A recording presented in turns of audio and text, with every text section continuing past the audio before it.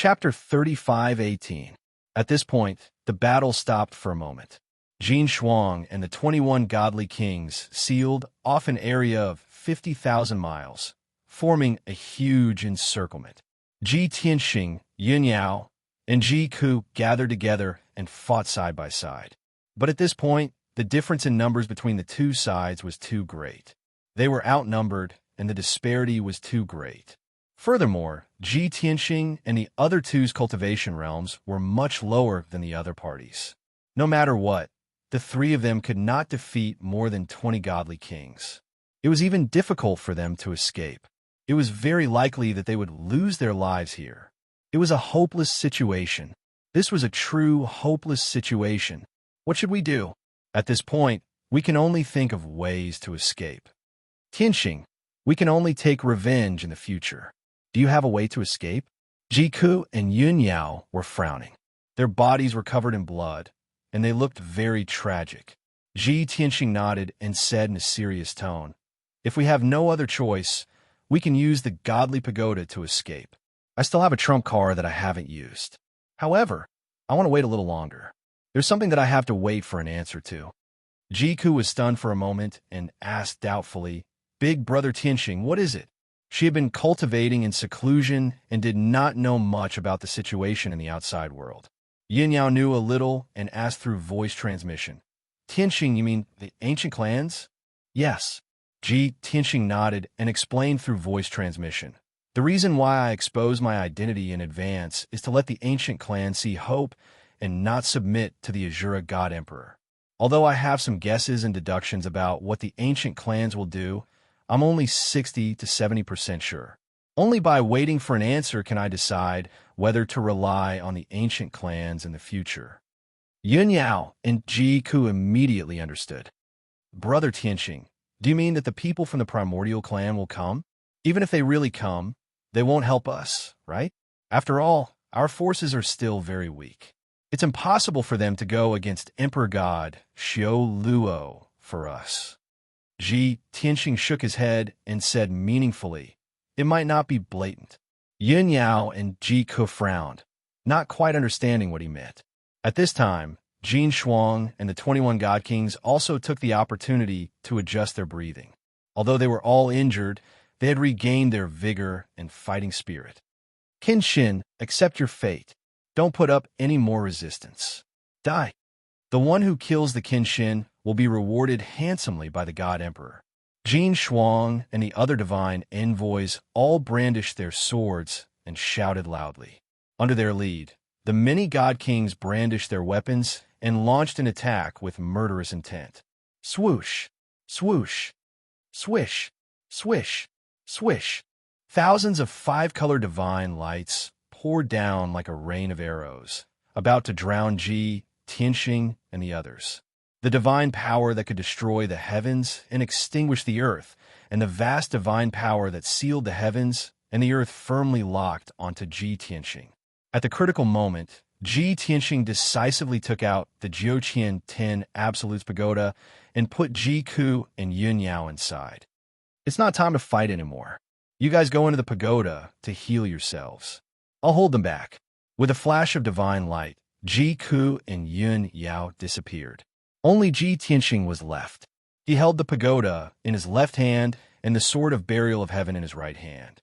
Looking at the divine light falling from the sky, he didn't hesitate to use the infinite sky of turbidity. Swish! With a flash of white light, Ji Tianxing disappeared again. This time, he merged with the heaven and earth within 200,000 miles and was even more hidden. The divine power attacks of the God Kings suddenly missed and landed heavily on the ground. As a result, the tens of thousands of miles of land that had already been turned into ruins was turned over again. Endless smoke and dust covered the sky. Within 50,000 miles, everything was in chaos. Nothing could be seen clearly. Jin Shuang and the 21 God Kings all stopped their attacks and fell into anger and madness. Waves of curses and roars exploded in the sky one after another. "Damn it! That guy is hiding again. Damn Qin Shin, this move again. What kind of sorcery is this? How can he use it at any time? Isn't he afraid of a backlash? Everyone, don't just stand there. Seal off this area first, and then search carefully. He's already an arrow at the end of its flight. As long as we find him, we can definitely kill him." Jin Shuang and the God Kings began to search seriously. Soon, they searched the area within 50,000 miles. Everyone could only sense Ji Tianxing's aura, but they couldn't find any trace of him. Therefore, everyone expanded the search area and began to search the area within 100,000 miles. Including Jin Shuang, 22 God Kings were scattered within 100,000 miles. Clearly, the number of people was very sparse. They were too far away from each other, and their divine senses were unable to contact each other. At this time, 4 hazy silhouettes suddenly appeared underground in the north. Those were 4 God King powerhouses dressed in black robes. They all wore mid-grade king-level skull masks. They used an escape technique to quietly approach and sneak behind the 2 God Kings. Those 2 God Kings were still searching for Ji Tianxing's traces and didn't realize that danger was approaching. Suddenly, the 4 black-robed God Kings attacked, separately attacking the 2 God Kings. Whoosh! Whoosh! Strange, snake-shaped weapons and scarlet whips bloomed with resplendent cold light in the sky, releasing extremely sharp divine abilities. In the blink of an eye, those 2 God Kings were heavily injured. Bloody holes appeared in their chests, and they screamed as they flew back.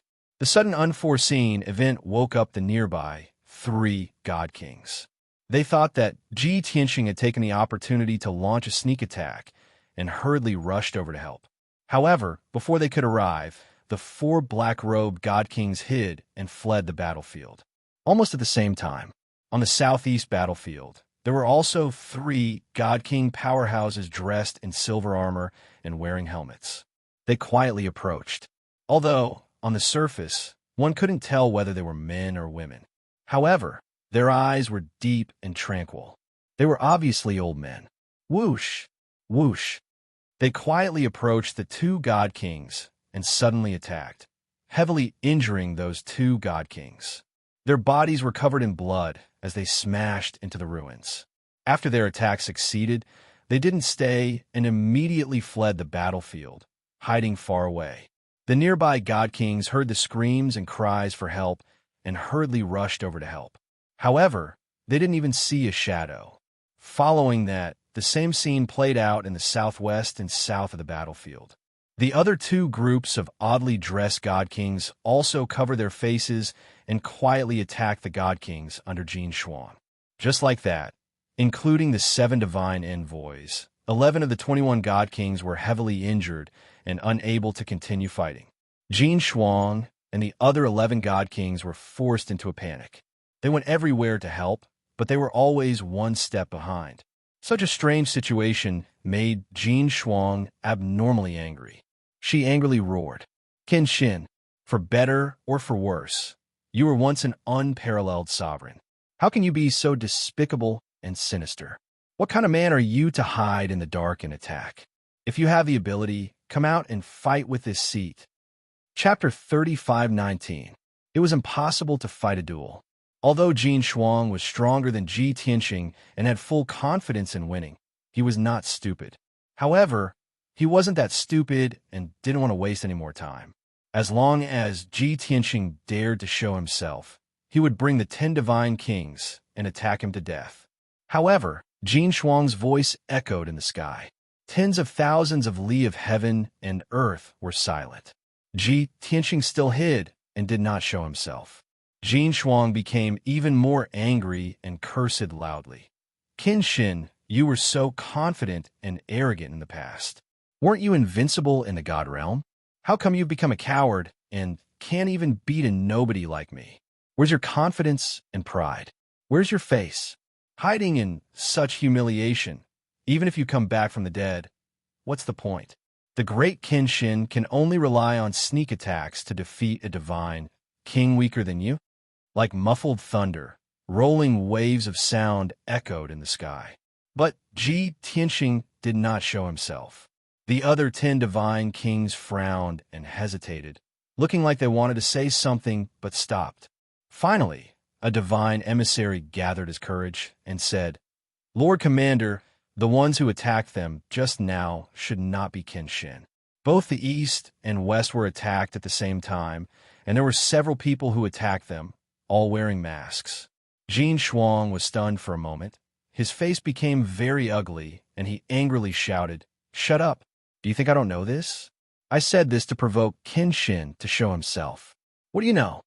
The divine emissary shrunk his neck after being scolded. He quickly bowed and apologized, retreated to the side, and did not dare to speak again.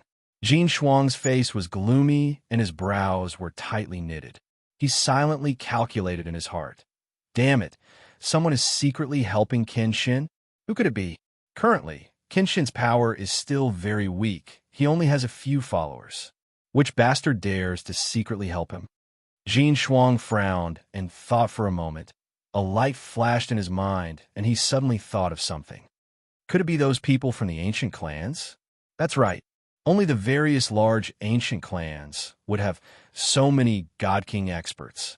But back then, the Kenshin had fought all over the blessed enclaves and formed a deep grudge with the ancient clans. Those ancient clans have all submitted to His Majesty the God Emperor. Why would they help the Kenshin? Jin Shuang did not understand, nor did she dare to confirm the answer. Meanwhile, Ji Tianxing had merged with 200,000 miles of heaven and earth, but he could see everything that was happening in this area clearly. In this period of time just now, there were 5 groups of divine king powerhouses that infiltrated the battlefield from all directions. There were close to 20 of them, and they silently ambushed those divine kings, heavily injuring 11 of them, causing Jin Shuang's side's power to fall greatly.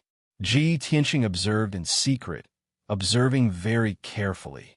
Even though those god kings were all wearing masks that hid their physical features and faces, they were still able to see the god kings. However, through some details, Ji Tianxing made a preliminary judgment about the identities of the 5 groups of god kings. At this moment, Jin Shuang and the 10 divine kings gathered together, not daring to scatter. The 5 groups of masked divine king powerhouses also hid at the edge of the battlefield, no longer acting rashly. Taking advantage of this opportunity, Ji Tianxing secretly sent a voice transmission, inquiring about the identities of those divine king powerhouses. He first asked about the group of divine king powerhouses in the north wearing skull masks. His divine sense voice transmission was clearly transmitted into the minds of those 4 divine kings. Thank you for your help. If I'm not wrong, you should be experts of the Phoenix clan, right? The 4 divine kings of the Phoenix clan who were wearing skull masks had concealed their presence and were hiding deep underground. They originally thought that they were hidden enough that no one would be able to discover them. Suddenly, Ji Tianxing's voice sounded in their minds, causing their bodies to stiffen and their hearts to surge with deep shock and reverence. After a moment of silence, the leading divine king said in a low voice, as expected of the Kenshin, "To be able to discover us under such circumstances, it's truly admirable." The other party's words clearly tacitly acknowledged the identity of the Phoenix clan. Ji Tianxing's tone eased up a lot and said, "Divine Phoenix clan leader, how have you been?" The leading divine Phoenix clan leader was stunned for a moment and said with a rather strange tone, "Kenshin, you long guessed that we would come to help you. That's why you deliberately stalled for time and hid in the dark, right?" Ji Tianxing said with a faint smile, "Sort of. Fortunately, you didn't disappoint me in the end. It wasn't in vain for me to help you revise the Phoenix clan's inheritance manual back then. 1,000 years ago, Ji Tianxing indeed went to the divine Phoenix Grotto Heaven and trampled all over the Phoenix clan's geniuses and powerhouses. Even the divine Phoenix clan leader only lasted 100 moves under his hands before being defeated regretfully. But Kenshin had no enmity with the Phoenix clan. The reason why he came to challenge them was also with the intention of exchanging pointers and learning. After the great battle of exchanging pointers, Kenshin pointed out the flaws of the Phoenix clan's inheritance manual and helped the Phoenix clan revise and improve the inheritance cultivation method. Therefore, the divine Phoenix Grotto Heaven and Kenshin could not be considered friends, but they had a deep relationship. The Divine Phoenix Clan leader fell silent for a moment before asking through voice transmission, "Qin Shin, is Bai Feng still alive?" Ji Tianqing answered, "Of course." The Divine Phoenix Clan leader heaved a sigh of relief. He said through voice transmission, "Although Bai Feng's views are a little different from ours, he is still an elite genius of the Phoenix Clan." Ji Tianqing smiled and asked, "So, you brought people to help me today because you want to take the opportunity to bring Bai Feng back?" The Divine Phoenix Clan leader hurriedly explained, "Of course not. I just want to confirm if he is still alive. If you're willing to keep him by your side, that is his blessing. Of course, as long as he does not offend you, I hope that you can still take care of him for the sake of the Phoenix Clan." "No problem," Ji Tianqing agreed without hesitation. In any case, he did not plan to let Bai Feng go in the first place. He wanted to keep him by his side for a period of time and try to subdue him. With a 7th-level Divine King Realm bodyguard, it would be much more convenient for him to do anything. Both parties fell silent for a while. The Divine Phoenix Clan leader was a little hesitant, but he still made up his mind. He said through voice transmission, "Qin Shin, we are here to help you, but we cannot reveal our identities yet. I hope that you can keep this a secret. When you find an opportunity later, escape to the Xiaolong region as soon as possible. When the time is right, you will come back again, right?" It was obvious that this was what the Divine Phoenix Clan leader was most concerned about. All the ancient clans felt that Qin Shin and the Azura God Emperor were mortal enemies. Now that such a huge commotion had happened, it was to declare war on the Azura God Emperor. All the ancient clans saw hope. They wanted Qin Shin to lead them against the Azura God Emperor. If Qin Shin came back, it meant that they were not wrong. They were willing to wait. If Qin Shin said that he would not come back or that he was afraid, they could only give up. After asking this question, the Divine Phoenix Clan leader waited anxiously for an answer. He was afraid of hearing an answer like give up or hide.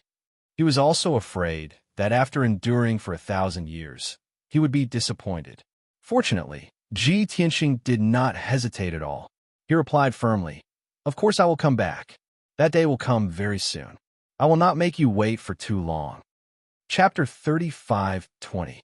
Ji Tianqing's words were like a shot of adrenaline, jolting the Divine Phoenix Patriarch. The other 3 Divine Phoenix Clan God Kings were also filled with excitement. After receiving Ji Tianqing's answer, their trip had not been in vain. Even if they had to wait a few hundred or 1,000 years, they were willing. Furthermore, Ji Tianqing had clearly stated that he would not make them wait for too long. This was simply too exciting. The Divine Phoenix Patriarch calmed his emotions and said with a voice transmission, "Qin Shin, we will remember your words today. I hope you will not disappoint us." Ji Tianqing did not answer him and began to contact the 3 God King experts in the southeast. The 3 God Kings were all wearing silver armor. From their appearance, they seemed to be old men. Ji Tianqing used his divine sense to send a voice transmission and asked them, "Are you from the Lan family?" The 3 old men were hiding in the clouds high in the sky. They had concealed their tracks and auras as they observed the situation on the battlefield. The sudden voice startled them. They all looked around vigilantly. However, the leading old man quickly reacted and sent a voice transmission to Ji Tianqing. "Are you Qin Shin? I am Lan Wuji. We haven't seen each other for 1,000 years, but your voice hasn't changed much." The old man named Lan Wuji's tone was somewhat excited and emotional. Very clearly, the Lan family also had a very deep relationship with the Sword God. Before this, the Lan family only knew that Qin Shin had returned and was being pursued by Jin Shuang and many other God Kings. However, the Lan family experts had never seen Ji Tianqing before, nor could they contact him. They always had doubts in their hearts. They had rushed to the Heavenly South region to find the truth with the intention of verifying the truth. They did not expect to meet Qin Shin here. Although they did not see Qin Shin's appearance, they heard Qin Shin's voice. This trip was not in vain. Ji Tianqing's tone carried a smile as he sent a voice transmission. 1,000 years have passed, but Brother Lan is still in his prime. His cultivation has become even more vigorous. The 2 divine kings of the Lan family were overwhelmed with emotions but they didn't dare to interrupt. They stared at the battlefield vigilantly. Lan Wuji was in charge of communicating with Ji Tianxing via voice transmission. He lamented, "Now, the world has changed. Today is different from the past. In order to preserve my strength and continue the bloodline of the Lan clan, I can only temporarily avoid the sharp edge. You, on the other hand, perished in front of everyone back then, and now you've returned in such a domineering manner. This is truly unbelievable. Kenshin, can you tell this old man, did you really die back then, or did you fake your death?" Ji Tianxing chose not to answer this question. He chuckled and said, "Don't ask about the past. You came to help me this time to ask for two answers." He already had the first answer. "As for the second question, I can answer you clearly. Wait patiently, I will be back. This dark era will definitely come to an end." These few sentences of Ji Tianxing's all touched the bottom of Lan Wuji's heart. After getting a positive answer, he didn't ask any more questions. He immediately said in a serious tone, "All right, I believe you. When you return, the Lan clan will definitely help you with all our might." Ji Tianxing didn't say anything else. He contacted the few god kings in the southwest via voice transmission. Those were 4 god kings wearing dark golden armor and helmets. They were covered from head to toe.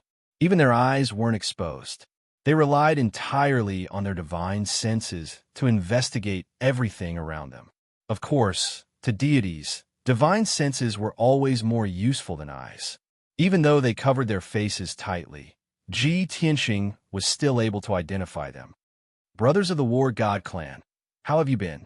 Ji Tianxing's tone carried a smile as it transmitted into the minds of the 4 golden-armored god kings. Those 4 god kings were also stunned for a moment.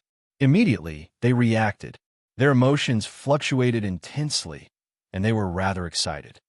"Kenshin, it's really you. Huh? I already said several hundred years ago that Kenshin wouldn't die so easily. He must have faked his death. But they didn't believe me and even said that my brain was flooded with water. Reality has proven that I'm the wisest person. Kenshin, oh Kenshin, back then you tortured us miserably. Now that you've returned, why don't you go to the Fighting Grotto Heaven to find us? You should at least let us beat you up to vent our anger." The 4 god kings of the War God clan were all masculine and domineering iron-blooded men. Their styles were more boorish. Even though they were the clan leader, protector, and elder of the War God clan, they were all of the same generation as Kenshin and addressed him as brothers. Back then, Ji Tianxing stayed in the Fighting Grotto Heaven for a relatively long time. It was a full 3 months. Almost every day, there were War God clan disciples challenging him. Both sides would spar. The War God clan was the most hot-blooded and warlike. Furthermore, they were all natural battle maniacs. The innate divine abilities they inherited were also very special. Although Kenshin defeated all the War God clan powerhouses, he also won the friendship and respect of the War God clan. At the same time, he also absorbed many advantages from the War God clan's innate divine abilities and added them into his own divine abilities. Hearing the voices of those few god kings, Ji Tianxing recalled the days back then in the Fighting Grotto Heaven. He could not help revealing a smile and said in a playful tone, "Brothers, if there's a chance in the future, I'll go to the Fighting Grotto Heaven again to find you all to spar. But very unfortunately, it's definitely not today. I'm very gratified that you all can come and help. Also, please rest assured, I'll be back very soon. I definitely won't make you all wait too long." Ji Tianxing did not exchange pleasantries with them and went straight to the point. The 4 War God clan's god kings immediately felt their blood boil. Their fighting spirits soared as they repeatedly cheered. "Good. We were waiting for you to say this. A gentleman's word cannot be taken back. We'll wait for you to come back. We've already been bored for 1,000 years, waiting for you to come back and overturn this dark world, stirring up a shocking storm again. The 8,000 men of the War God clan are ready and waiting for you to come back. We'll fight side by side." Ji Tianxing smiled slightly, somewhat moved in his heart. Interacting with that bunch of boorish fellows of the War God clan was always very simple and down to earth. Afterward, he contacted the 2 groups of God King experts in the south. One of the groups had 5 god kings, all dressed in black and masked. They appeared to be exceptionally cautious. Seeing their secretive and cautious appearances, Ji Tianxing could not help but laugh. Jiang Qiyun, even if you all put on a meticulous disguise and cover yourself up tightly, your cautious nature is just too obvious. A slightly mocking voice rang out in the minds of the masked god kings. The 5 of them were stunned. The leader, the black-robed god king, was even more embarrassed and ashamed. Senior Qin Shin, previously in the God Induction Grotto Heaven, we had no choice. Please be magnanimous. The other 2 black-robed god kings also spoke up. Master, although we are only your in-name disciples, we will never forget your kindness to the Jiang clan. Master, please forgive us for our previous disrespect. That was just a temporary measure. Ji Tianxing did not waste time with them. He directly asked, "How's Jiang Tianyi and Jiang Tianxing's situation?" Jiang Qiyun hurriedly replied, "Senior Qin Shin, please be at ease. Our clan is doing our best to save Jiang Tianxing. He will recover in at most 10 years. As for Jiang Tianyi, in name, I punished him to reflect on his mistakes behind closed doors. But in reality, I taught him the Jiang clan's secret arts in hopes that he can improve further." Book Guest House Reading Website. Chapter 35-21. Although some unpleasant things happened at the entrance of the God Attraction Grotto Heaven, Ji Tianxing did not blame the Jiang clan. He understood Jiang Qiyun, Jiang Chusheng, and Jiang Chushao very well. He knew that they had their own difficulties. Previously, when the Shadow Executioner God Emissary was present, they could only put on a show to protect the Jiang clan. But in reality, their hearts were on Qin Shin's side. Therefore, Ji Tianxing predicted that they would rush to the Tianan region to help. There were a lot of things that everyone was well aware of and tacitly understood. Ji Tianxing did not waste any more words and directly gave the answer. The other ancient clans have not aroused Jin Shuang's suspicion for the time being. Only the Jiang clan is the most dangerous. Therefore, you must be more careful. Do not try to be brave. Bear with it for a few more years. This seat will return soon. When that time comes, we will settle the score with the Azuric God Emperor. Jiang Qiyun was agitated. Her voice was also somewhat choked as she replied, "Many thanks for Senior's understanding and concern. No matter when, the Jiang clan will not be ungrateful villains." Previously, he was still thinking that he must explain clearly to Qin Shin so that Qin Shin would not bear a grudge against the Jiang clan and think that the Jiang clan was ungrateful. But he did not expect that Qin Shin did not blame the Jiang clan at all. He even warned them to pay attention to their disguises and not expose themselves. This made Jiang Qiyun and the others very moved. They also respected Ji Tianxing even more. Ji Tianxing did not say anything more. He turned to contact another group of God King experts. There were only 3 God Kings in that group, but they were all God King realm experts at the 9th and 8th level, especially the black-armored expert in the lead. He was very powerful, and his aura was also very oppressive and domineering. Previously, it was he who attacked and instantly severely injured Jin Shuang's 2 lackeys. Ji Tianxing used divine sense to transmit his voice. He said in a playful tone, "This seat is not surprised that the other clans came to help secretly. You're the only one who surprised me by bringing people here to help. Su Balian, you are here for the 100 refining divine hammers blueprint, right?" Suddenly hearing Ji Tianxing's transmission, the 3 God Kings were somewhat stunned. Especially the leader, Su Balian, frowned. He thought to himself, this seat can clearly sense his aura within 100,000 miles, but he is nowhere to be found. Even the 3rd and 5th level of the alternate dimensions could not find any trace of him. I didn't expect that even though I couldn't find him, he could see me. What sorcery is this? Back then, the Sword God had made Su Balian feel both fear and admiration. He had met him twice and was very respectful. Now that he knew that the Sword God had returned, but his strength had dropped greatly, he finally heaved a sigh of relief. But he did not expect that he would personally come into contact with Qin Shin today. The last traces contempts Zhang's. As God's God is God. God's God, SSS Godzes. Since we are all smart people, this seat will speak the truth. Su Balian carefully observed his surroundings. At the same time, he transmitted his voice. That's right. The 100 Refining Ancient Sect only has hatred for you. There are 2 reasons why I came to the Southern Heaven region. First, I want to personally verify your identity. Second, I want the blueprint of the 100 Refining Divine Hammer. After all, the 100 Refining Divine Hammer is our sect's divine item. It is a peerless divine item left behind by our ancestors. If we can reforge the 100 Refining Divine Hammer, we are willing to pay a huge price. For example, we can forgive you for what you did to us and help you. Ji Tianxing said playfully, since Sect Master Su is so straightforward, I will also be direct. We can make a deal. If you want the blueprint of the 100 Refining Divine Hammer, I can give it to you. However, your conditions are far from enough. Su Balian was silent for a while. Then, he said solemnly, from today onwards, the 100 Refining Ancient Sect will no longer be your enemy. When you return to the Boundless Heaven continent and lead the various primordial clans to fight against the Azura God Emperor, this seat will also lead the 100 Refining Ancient Sect to fight with you. Without a doubt, Su Balian did not make this decision on the spur of the moment. He had thought it through long ago. On the surface, it seemed like he was making a huge sacrifice. However, everyone knew that the primordial clans did not fight against the Azura God Emperor to avenge Ji Tianxing. They were doing it for their own benefit. The primordial clans and Ji Tianxing were in a cooperative relationship. Everyone was just taking what they needed.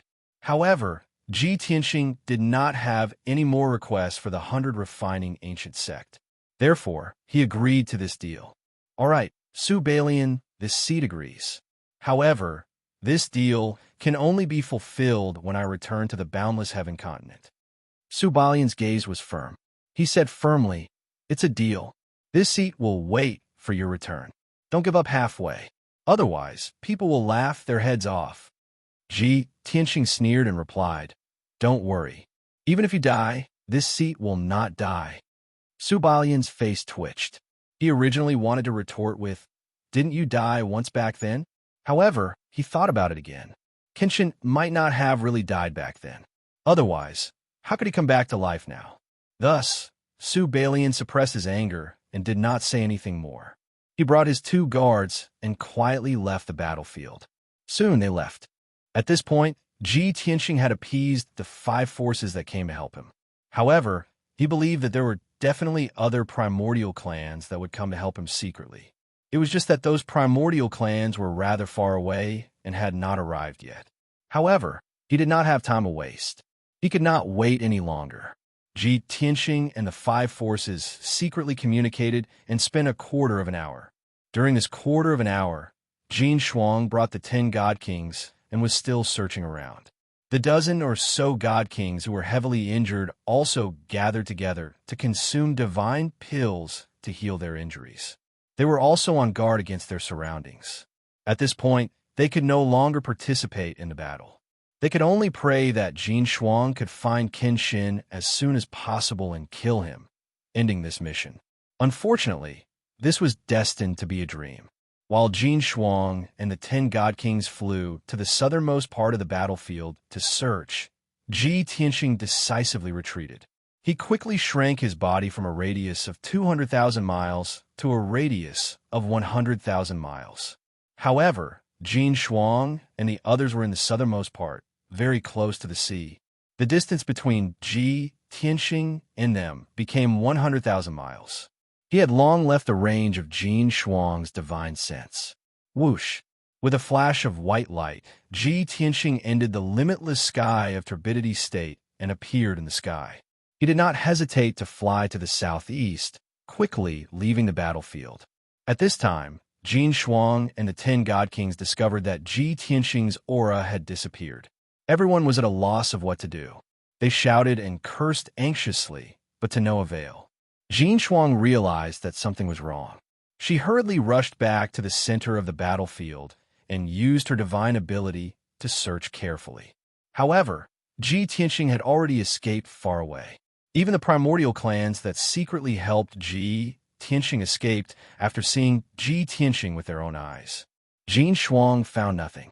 She could not even sense Ji Tianxing's aura. She was so angry that her entire body trembled. Her eyes were as red as blood. I actually let that bastard escape. Sword God, there will be a day when I will tear you into pieces. Chapter 35:22. Before carrying out the interception plan, Jin Shuang was full of confidence, thinking that a shocking contribution would be easily obtained.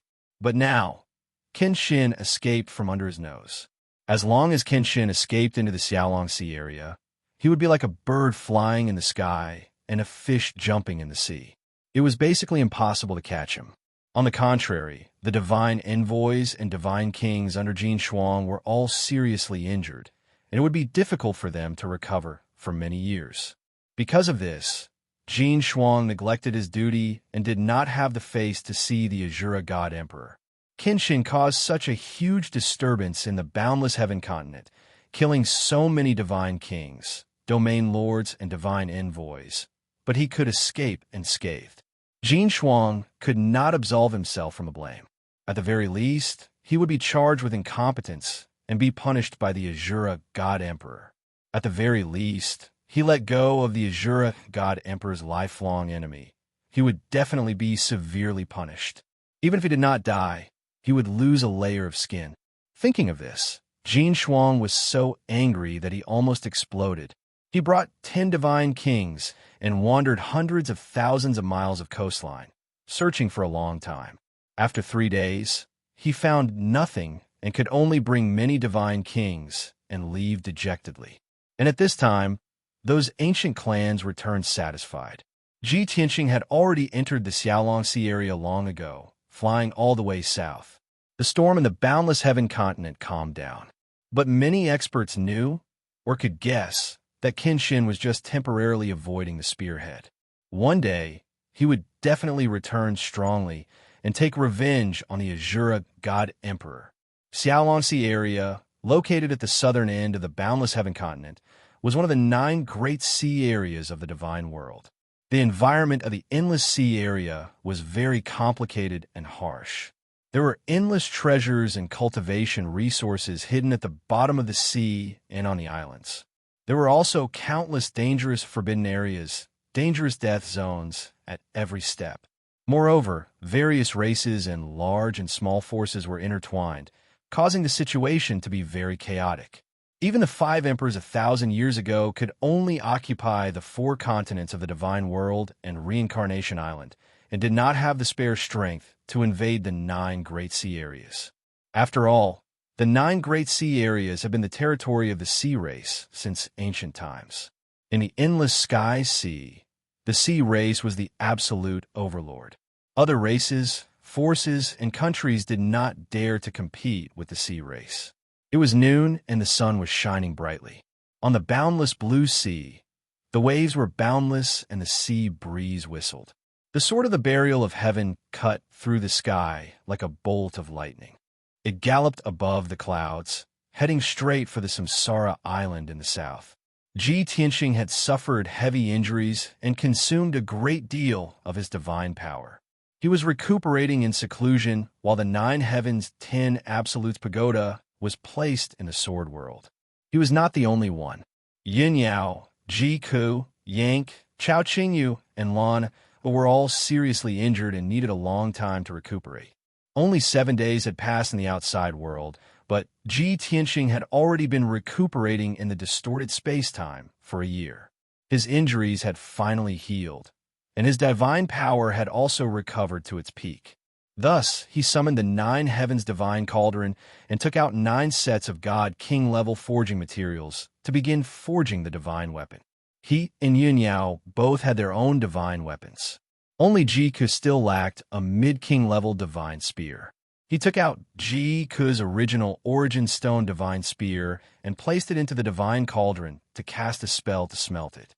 A few hours later, he placed 9 sets of king-level materials into the divine cauldron again and began forging the divine spear. Now that he was even stronger, he could refine king grade divine artifacts much faster. In just 2 days, the heavenly phoenix divine spear was completed. Next, he engraved nomological runes and restrictions on the divine spear. This process was relatively long and was the most important part of forging. After 7 days, he finally completed the forging. He engraved 330 nomological runes and 3,300 restrictions on the heavenly phoenix divine spear. A mid-king level heavenly phoenix divine spear was completed. Swoosh! When the divine cauldron opened, the heavenly phoenix divine spear flew into the sky like a Zedian thunderbolt, setting off divine flames that covered the sky. The divine spear floated in mid-air, shining with divine light. There was a faint image of a phoenix spreading its wings. Ji Tianxing was very satisfied with this and revealed a gratified smile. He put away the divine cauldron and reached out to hold the heavenly phoenix divine spear. After looking at it for a while, he waved his hand and threw it into the depths of space-time. Swoosh! The heavenly phoenix divine spear turned into a Zedian and flew over a few hundred miles to Jiku's side. Jiku was recuperating under the bloody flame sacred tree. The heavenly phoenix divine spear floated beside her and immediately injected surging divine power into her. As a result, her injuries healed at a faster rate. Ji Tianxing did not leave the distorted space-time.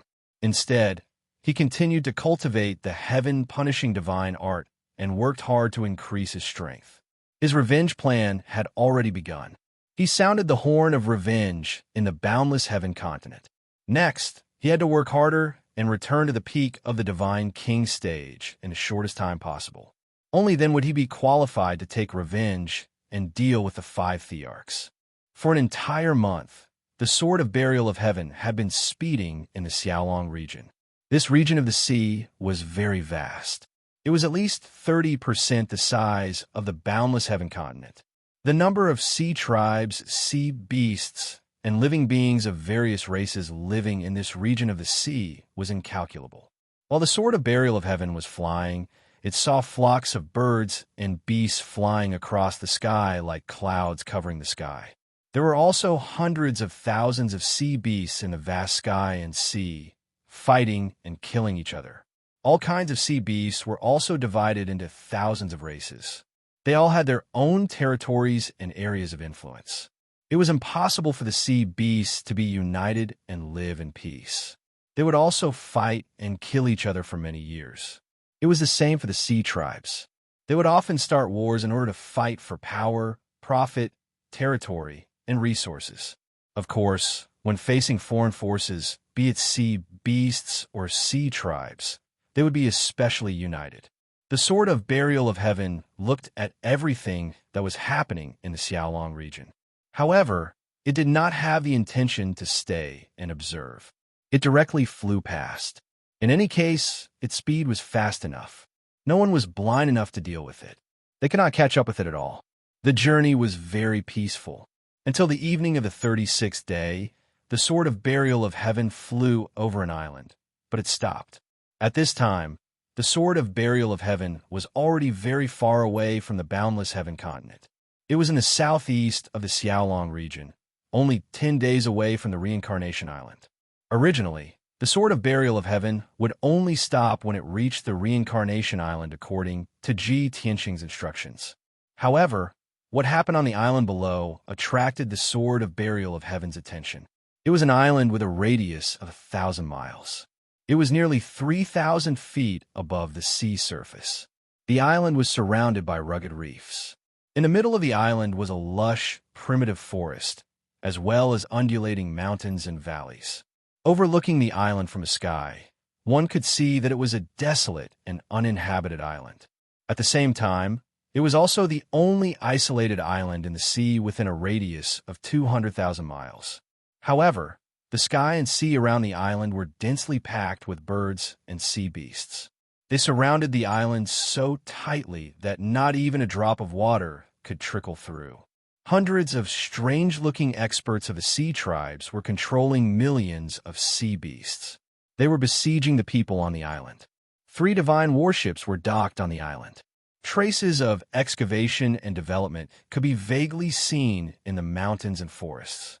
More than 200 experts of the God Clan on the divine warships were all wearing similar armor and robes. They obviously belonged to a certain force. Chapter 35:23. Not only were the 200 God race experts wearing the same uniform, the flags on the 3 divine ships were the same, as well as the engravings on the ships. Burial of Heaven observed for a while and saw that they were from a certain sect. According to the words on the ships, this sect was called the Chauhai sect. Chauhai sect. This name is unfamiliar. It shouldn't be a big sect. Burial of Heaven thought to himself as he continued to observe the situation. Most of the sea race experts were from the merman race, and there were a few from the crab spirit race. Half of them looked like humans, while the other half looked like fish and crab. They were surrounded by a special force field. They either stood proudly in the sky or stepped on the surface of the sea. They waved the scepters in their hands and used all kinds of sea race secret techniques. Under their control, the millions of sea beasts in the sky and sea charged towards the island, attacking the people of the Chauhai sect. The sea beasts filled the area of 10,000 miles and caused the island to shake. Huge waves appeared on the surface of the sea. There were many different kinds of sea beasts. There were sea eagles, golden falcons, blood gulls, batfish, red octopuses, sea-swallowing whales, and so on. The sea beasts weren't very intelligent, and they weren't very strong. Most of them were in the true God realm and heavenly God realm. Only a few of the sea beast leaders could reach the divine monarch realm. However, they had the advantage in numbers. They flooded the island like a flood and drowned the entire island. The radiance of divine spells, colorful water arrows, ice blades, and blood spears rained down like a torrential downpour, and they did not stop for a moment. The 200 God race experts of the Chauhai sect were relying on the 3 God ships. They worked together to cast a formation to defend against the attacks of the sea beasts. Unfortunately, the defensive formation they had just cast couldn't last for more than a few breaths before it was destroyed. Every moment, there were many celestial deity realm disciples being killed, their bodies smashed to pieces. Even those divine Lord realm elite disciples and deacons also suffered heavy injuries. There were people dying constantly. There were 3 divine king realm experts controlling the defensive formation and controlling the 3 divine warships. They were all lower god kings. 2 of them were in the 1st level of the god king realm, and 1 was in the 3rd level of the god king realm. They were the strongest experts of the Chauhai sect. The golden armored man at the 3rd king god realm was the patriarch of the tidal sea sect. The other 2 were 1st stage god kings in blue armor and scarlet battle robes. They were Chauhai sect protector and grand elder. Although this battle had lasted for 2 hours, they were already exhausted long ago. However, they did not dare to slack off in the slightest. They had been setting up a defensive formation with all their might and controlling the divine battleships to counterattack the sea beasts. Boom, boom. The 3 divine warships blasted out hundreds of divine power light pillars, destroying the divine power that filled the sky and striking the sea beast army around the island. Immediately, hundreds of birds in the sky were killed, and they fell into the sea like dumplings in a pot. All kinds of sea beasts on the surface of the sea were also smashed into pieces, splashing blood into the sky. The deafening sound reverberated in the air above the island for a long time. As time passed, the island was bombarded into pieces and gradually collapsed. More than half of the people from the Chauhai sect had died as well. Corpses were strewn all over the divine battleship. Only about 50 people were still fighting. Everyone's morale was low, and their faces were filled with despair. Although the 3 divine warships and 3 god kings had killed more than 200,000 sea beasts, countless sea beast corpses were piled up in the sea. The sea water around the island was dyed red with blood. However, this number of casualties was nothing to the army of millions of sea beasts. The 700,000 sea beasts that were still alive were not afraid. Instead, they attacked even more ferociously. The dozens of people from the island and the Chauhai sect were about to be killed by the army of sea beasts. In the end, only the 3 god kings would have a chance to escape. Of course, they only had a chance. They did not have enough confidence.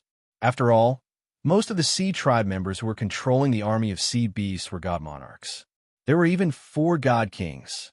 The battle was still going on. Burial of Heaven had already predicted the outcome and turned its attention to the island. Although the island was broken into pieces and looked like a ruin, it clearly remembered that there were traces of excavation and mining on the island. It deduced that the people from the Chowhai sect had occupied the island and were excavating something. It could be cultivation resources or some kind of rare treasure. The Sea Tribe members had also received the news and rushed over to attack the people from the Chowhai sect. They wanted to snatch the treasure on the island. This was very common in the divine world. The various divine spirits and divine nations of the various continents would start wars over cultivation resources and treasures. Not to mention, in the chaotic, endless celestial ocean, this kind of thing was commonplace, even happening every day. Burial of Heaven secretly released its divine power and probed the ruined island. Soon, it sensed that there was a surging divine power under the island. It could vaguely sense that there seemed to be a rare mineral vein hidden under the ground. Burial of Heaven was tempted by this discovery. It had always known that Ji Tianxing was passionate about collecting cultivation resources and treasures to quickly increase his strength. Even though he already had a few 100 billion godstones worth of resources, it was still not enough for him. Not only did he need to consume cultivation resources, but the 5 elements world was also a bottomless pit that required countless resources to nurture. In addition, Yin Yao, Ji Ku, Yank, Chao Qingyu, Lin Shui, and the others followed Ji Tianxing and required a lot of resources. Therefore, Burial of Heaven thought about it and decided to wake up Ji Tianxing, who was cultivating. Tianxing, I've discovered an island that has a rare mineral vein buried there. It's of a rather high grade. A small sect called the Chowhai sect occupied this island, but was besieged by the Sea Tribe's army of sea beasts. Are you interested in joining in? At this time, Ji Tianxing was cultivating in seclusion in the distorted space-time.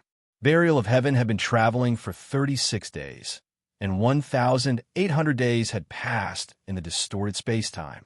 It was close to 5 years. In the first year, Ji Tianxing was busy healing his injuries and refining the Heavenly Phoenix Divine Spear for Ji Ko. In the next 4 years, he had been cultivating the heaven-punishing divine art and working hard to increase his strength.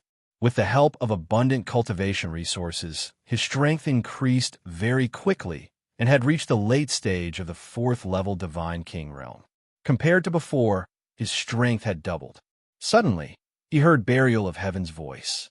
Ji Tianxing thought about it and ended his cultivation and left the distorted space-time. He left the sword world and appeared above the island while remaining invisible. Holding the Burial of Heaven sword, he looked down at the sea below and observed the sea beast army and the situation on the island. In just a few breaths, Ji Tianxing saw the situation clearly. How long have they been fighting? He asked Burial of Heaven with his divine telekinesis. Burial of Heaven answered honestly, "It should be 4 to 6 hours." Ji Tianxing nodded slightly and said calmly, "Wait a little longer. It's not time to make a move yet." Wonderful Book House. Chapter 35-24. More than half of the 200 people from the Chowhai sect had been killed. Of the 100 people who were still alive, more than 70 were severely injured and could only hide in the damaged divine warships. There were only 20 people left, and they were still resisting the attacks of the sea beasts. However, more than 600,000 sea beasts landed on the island from all directions. They were like a pitch-black tide that was about to drown the 3 divine ships in no time. Burial of Heaven thought that Ji Tianxing would act decisively and save the survivors of the Chowhai sect. It was a little surprised to hear Ji Tianxing's reply. However, after thinking about it carefully, it understood.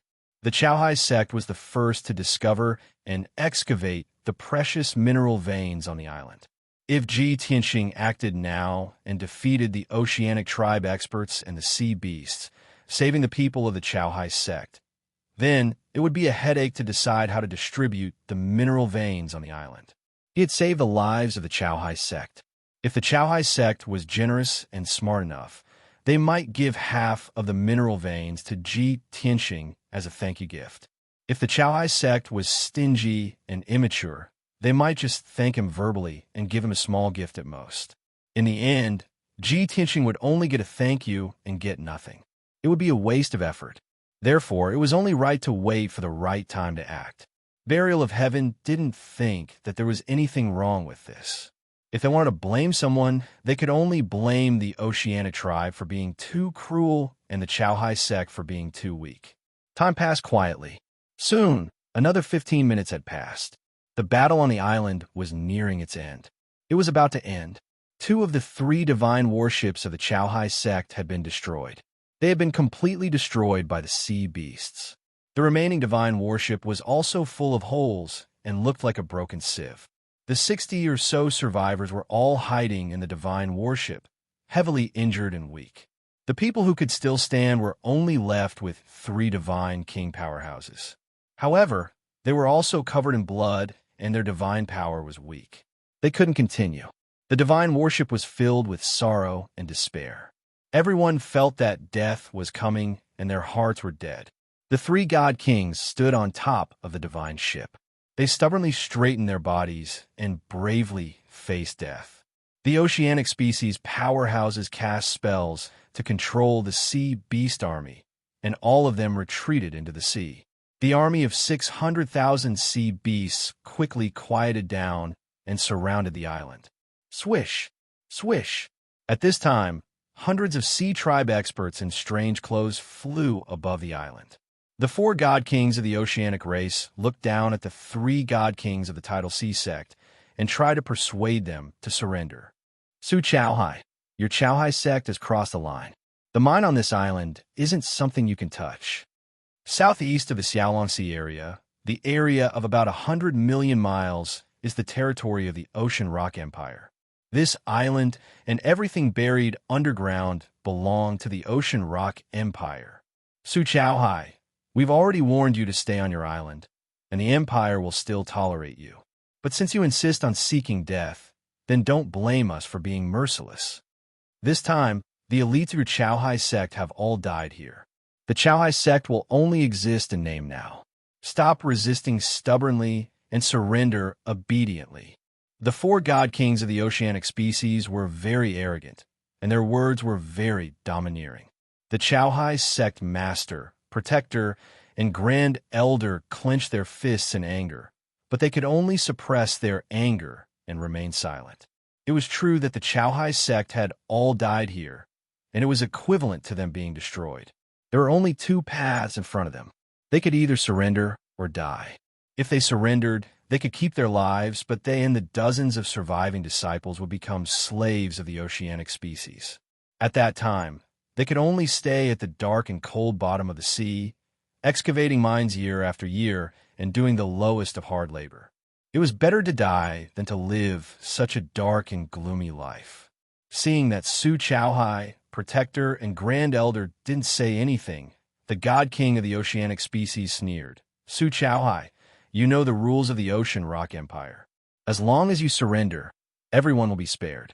But you will all become slaves of our race, and you will do hard labor at the bottom of the sea until you die. However, I can give you a way out.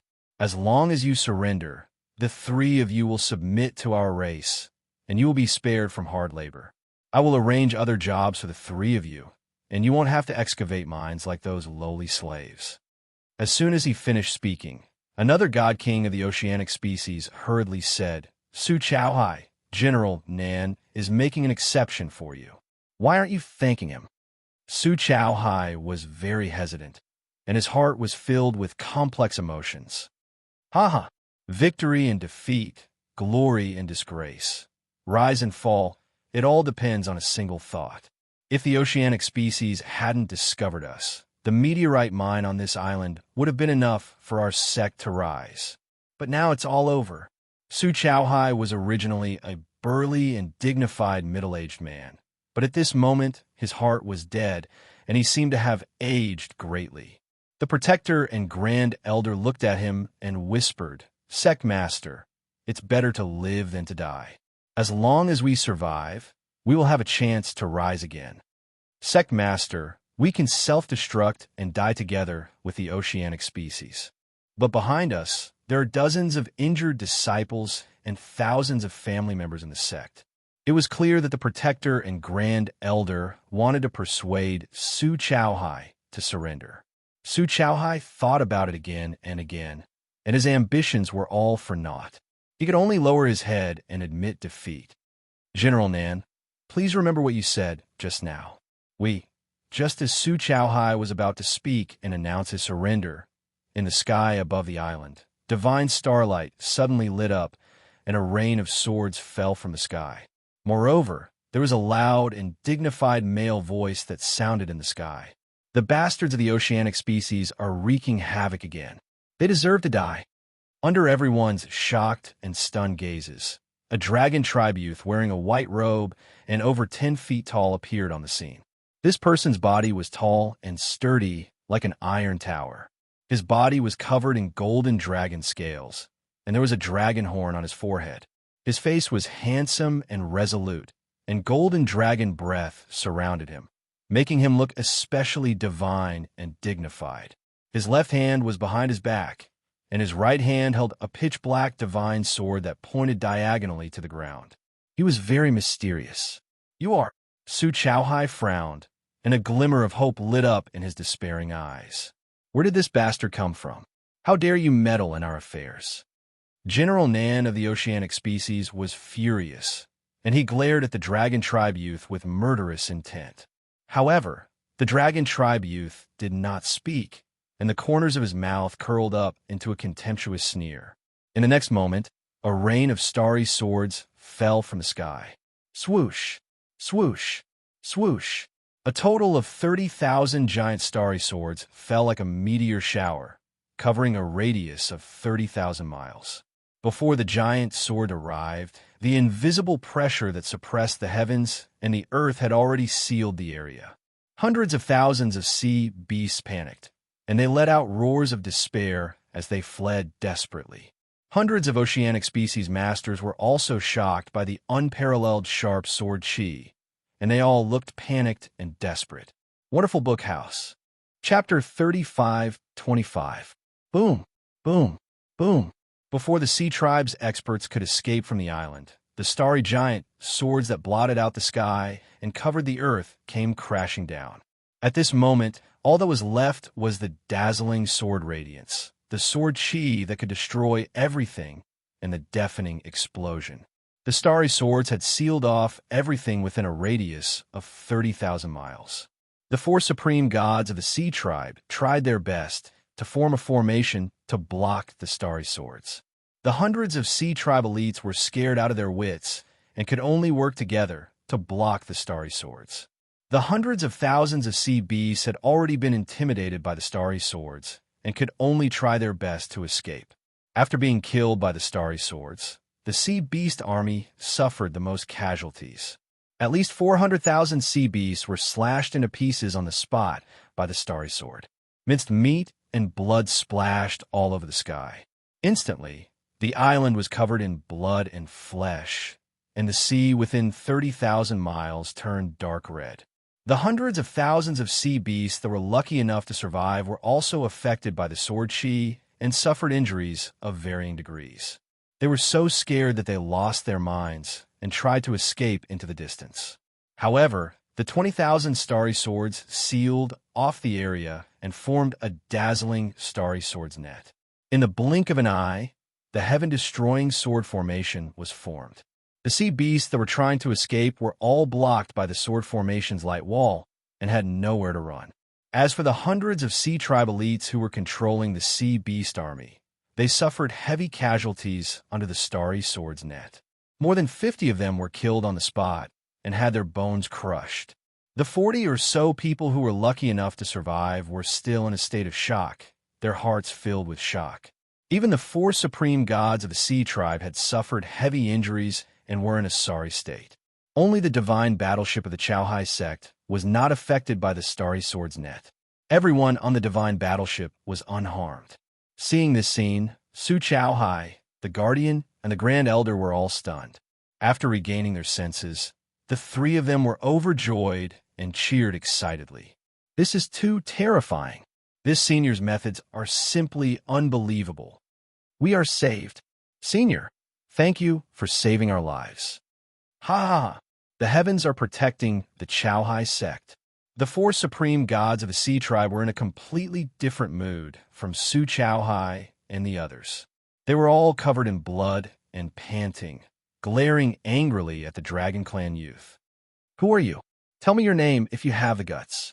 We are nobles of the Ocean Rock Empire, soldiers under the command of the Southern Expedition Marshal. Have you ever considered the consequences of attacking us? Brat, you shouldn't meddle in other people's business.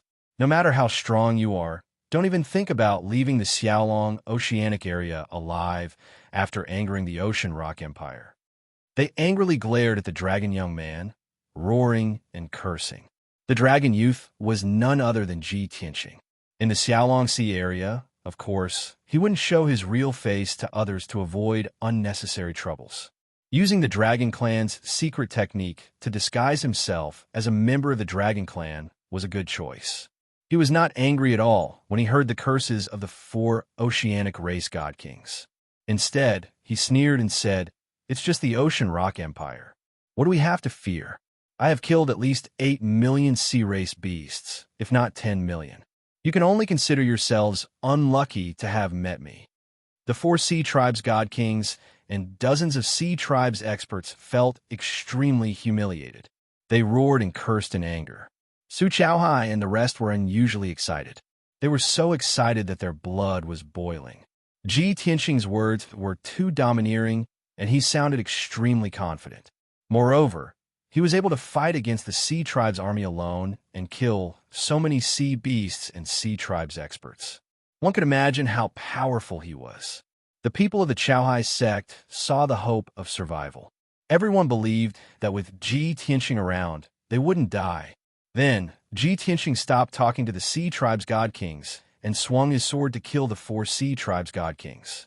At the same time, the Sky Punishment Sword formation was fully activated and started to kill the Sea Tribes experts and sea beasts. Swish, swish, swish, swish, swish, swish, swish, swish. The sea beasts couldn't resist at all and were instantly shredded into pieces. Blood rained down from the sky. Even the Sea Tribes God, Lord Realm experts were smashed into pieces once they were swept up by the sword storm. Only the four Sea Tribes God Kings could barely resist the sword storm and the sword storm. However, they were held back by Ji Tianqing and couldn't even take care of themselves. It was impossible for them to protect the other Sea Tribe members. Ji Tianqing's left hand struck out palm shadows and fist radiance, while his right hand swung the Burial of Heaven and used all sorts of sword Dao techniques. He attacked the four Sea Race Divine Kings all by himself, and actually beat them back repeatedly. It was too horrible to look at. Su Chowhai, the Guardian, and the Grand Elder were shocked to see such a scene. They were very respectful of Ji Tianqing. Seeing Ji Tianqing killing the four Sea Tribes God Kings, they couldn't help but discuss with each other through voice transmissions. Sectmaster, should we help that senior? Yes, Sectmaster. That senior is kind enough to save us. Isn't it inappropriate for us to watch the battle here? All right. Although we are injured, those four Sea Tribes divine creatures are even more severely injured. If we don't help them, we will be too insensible.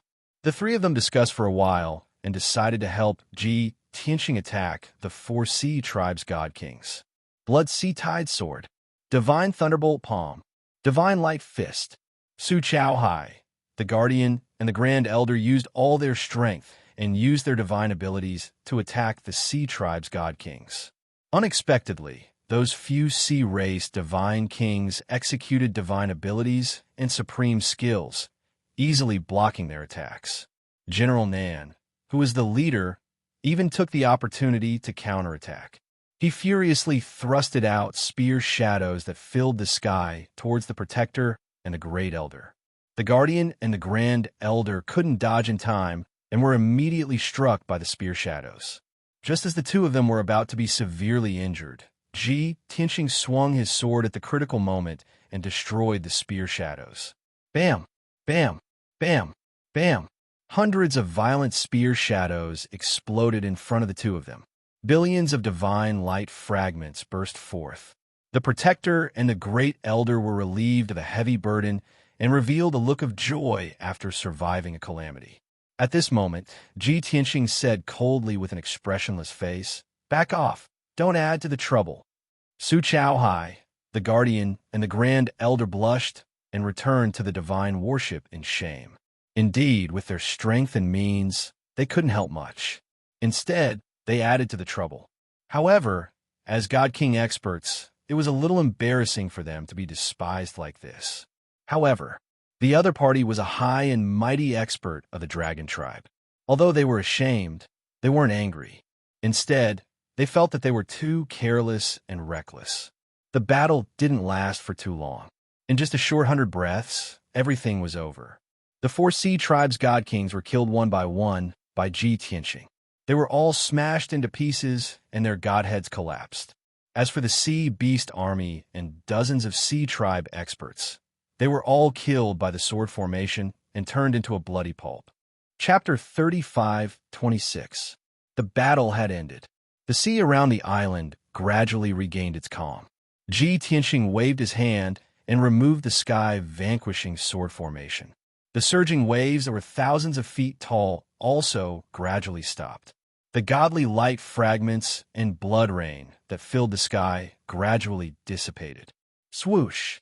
Ji Tianxing kept the godhead fragments of the 4 sea tribe deity kings, as well as the king gray divine artifacts and infinite space rings that were scattered among the ruins. Then, he landed on the Chaohai sect's divine ship. Su Chaohai, the Guardian, and the Grand Elder had already led more than 20 survivors. They lined up neatly and bowed to Ji Tianxing to express their gratitude. "Senior, thank you for saving our lives. The Chaohai sect will never forget this." Under Su Chaohai's lead, everyone bowed and thanked Chun Fan in unison. Their tone and attitude were very sincere. Even though they were severely injured and covered in blood, they still had to endure the pain. However, everyone endured the pain and endured their injuries. They had to thank Ji Tianxing first. Ji Tianxing nodded calmly. He raised his hands and said, "Everyone, please rise." Su Chaohai and the others stood up. Su Chaohai gestured for the disciples and deacons to return to the divine ship to heal their injuries. Only he, the Guardian, and the Grand Elder were left. They looked at Ji Tianxing with gratitude. "Senior, the Chaohai sect is unable to repay your kindness. We only hope that you can tell us your name. In the future, we will pray for you day and night. The sea tribe has always been cruel and domineering. There is almost no place for outsiders like us to survive in the Xiaolong region. If we were not lucky enough to meet you, the entire Chaohai sect would have been destroyed." The 3 of them surrounded Ji Tianxing and couldn't help but express their gratitude. Ji Tianxing was still calm. He looked around the island and didn't say anything. Su Chaohai and the other 2 felt a little awkward when they saw that Ji Tianxing didn't react. Therefore, Su Chaohai asked Ji Tianxing, "Senior, how should I address you?"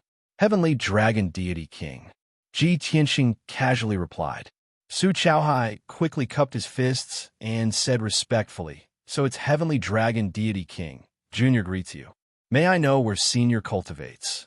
He originally wanted to worm his way into Ji Tianxing's friendship. Unexpectedly, Ji Tianxing was not interested at all. He asked straightforwardly, "There is a mineral vein under this island. What kind of mineral vein is it?" "Ah." Su Chaohai was stunned for a moment. Then he scratched his head awkwardly. At this moment, he suddenly understood many things.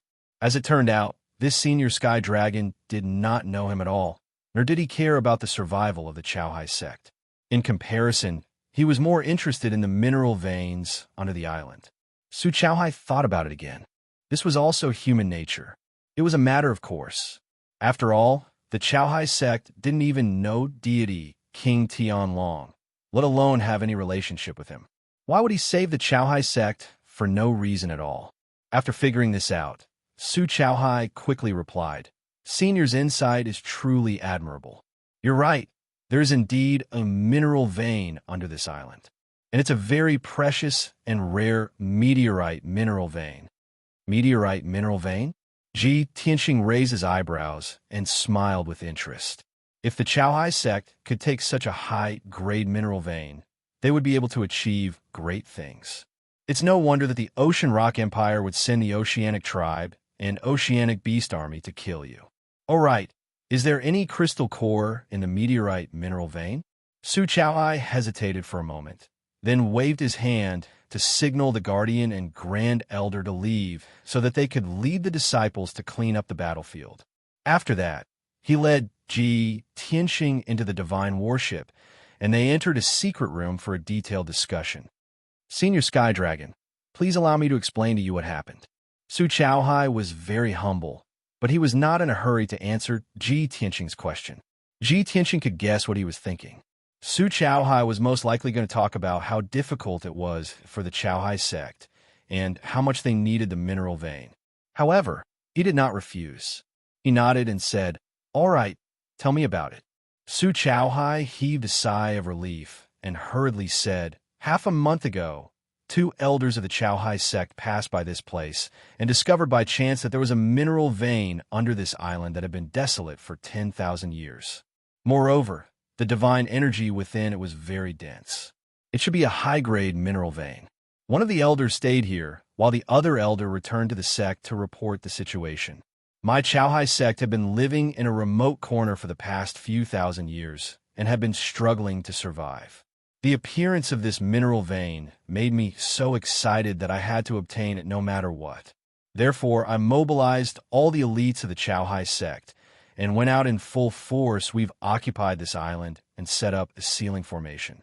I, the Guardian, and the elders went underground to investigate and found that it was a meteorite mineral vein. According to my deduction, there must be a star crystal core in the mineral vein. Moreover, it is not an ordinary planet crystal core. It is most likely a star crystal core." Upon hearing this, Ji Tianxing could not help but nod and smile. Even an ordinary star crystal core is enough to forge an intermediate king-level divine artifact. If it is an earth fiend or heaven star crystal core, it can even be used to forge an upper king-level or supreme divine artifact. Together with a mineral vein, the Chaohai sect will be able to develop rapidly with such abundant resources. Su Chaohai smiled bitterly and shook his head. "Senior Sky Dragon, you may not know this, but the Chaohai sect is not qualified to enjoy the stellar crystal core. As long as I can obtain the mineral vein, I will be satisfied." Ji Tianxing frowned and asked, "Are you going to offer the stellar crystal core to the Ocean Rock Empire?" "Of course not." Su Chaohai quickly waved his hand and said angrily, "The Oceanic tribe is cruel and tyrannical. I hate them to the core. How can I offer them a tribute? I intend to offer the meteorite crystal core to the Reincarnation Island Master, the peerless god of the underworld. Only in this way can the Chaohai sect exchange it for a few spots to enter the Fortune Divine Palace and establish a relationship with the Reincarnation Island. If we have the Reincarnation Island as our backer, the Oceanic tribe will not dare to bully us. Offer the meteorite crystal core to the god of the underworld. Exchange it for a spot to enter the Fortune Divine Palace." Ji Tianxing frowned and looked puzzled. Su Chaohai was stunned by Huang Xiaolong's reaction. He quickly asked, "Senior Sky Dragon, you're not from the Reincarnation Island, are you?" Ji Tianxing answered and asked, "Is there a twist in this?" Su Chaohai suddenly understood and said, "No wonder you don't know about this. It is like this. I have heard of a legend about the Fortune Divine Palace. It is said that 1,000 years ago, when the god of the underworld achieved great success in his cultivation and unified the Reincarnation Island, he chanced upon a supreme divine bead in the Reincarnation Island's forbidden area. That divine bead has the miraculous effect of nurturing all living things and opening heaven's fortune. Not only can it awaken the intelligence of plants and beasts, but can also enhance the divine spirit's talent. However, the god of the underworld had long surpassed the god-king realm and had no use for that divine bead. Therefore, he built a Fortune Divine Palace and placed the divine bead inside, providing it to his subordinates and geniuses to enhance their strength. Book Guesthouse Reading Website. Chapter 35:27. Su Chaohai's eyes shone brightly as he spoke, revealing a look of longing. It was obvious that he had a strong desire for the legendary Fortune Divine Palace and the supreme Divine Pearl. Ji Tianxing's heart skipped a beat, and an idea flashed through his mind. He nodded calmly and said, Su Chaohai, continue. Seeing Huang Xiaolong's interest, Su Chaohai continued. Every living being that enters the Fortune Divine Palace, regardless of race, whether it's a flower, a tree, a bird, or a beast, after being baptized by the Fortune Divine Light, their intelligence and talent will be enhanced. In the first 200 years, the elites and geniuses under the god of the underworld would often enter the Fortune Divine Palace to be baptized. But after a while, there was no longer any effect. Later, the god of the underworld changed the rules, and the Fortune Divine Palace would only open once every 100 years. Whether it was the soldiers and geniuses under his command, or the forces of various races that were willing to serve him, as long as they paid the appropriate price, they would be able to enter the Fortune Divine Palace. In this way, the god of the underworld won over the hearts of the people and won a good reputation and praise. In the past few hundred years, he had subdued many forces and experts from various races. After listening to Su Chaohai's story, Ji Tianxing had a better understanding of the Fortune Divine Palace. He nodded slightly and asked, Su Chaohai, have you seen the god of the underworld? Is he on the Reincarnation Island now? Su Chaohai laughed self-deprecatingly and shook his head. Senior must be joking. How could a small fry like me be qualified to see the true face of the God Emperor? Not to mention me, even many of the territorial lords on the Reincarnation Island have not seen the god of the underworld. After all, the god of the underworld had not shown himself after he took over the Reincarnation Island and stabilized the situation. According to the rumors, the God Emperor is not on the Reincarnation Island. He might be comprehending a divine technique in the outer space. Usually, the authority of the Reincarnation Island is controlled by Commander Mingi and the Blood Prison Marshal. They are the right-hand men of the god of the underworld. They are also respected higher deity kings. Ordinary people can't even meet them. Knowing that the god of the underworld had not shown up for hundreds of years, Ji Tianxing's mind suddenly became active. Especially the Fortune Divine Palace and the Supreme Divine Bead that Su Chaohai had mentioned, which made him even more restless. Then, he asked Su Chaohai about the Reincarnation Island. Su Chaohai told him everything he knew. An hour later, the exchange between the two of them ended. Next, it was time to get to the main topic. Ji Tianxing looked at Su Chaohai, pointed at the island under his feet, and said, This king wants that mineral vein and the meteorite crystal core. Is there a problem? Su Chaohai was startled for a moment. His face was a little ugly. It was obvious that he felt the pinch. However, he was already mentally prepared for this. But when Ji Tianxing made this request, his heart ached so much that he couldn't breathe. After hesitating for a moment, he took a deep breath, gritted his teeth, and made a decision. No problem.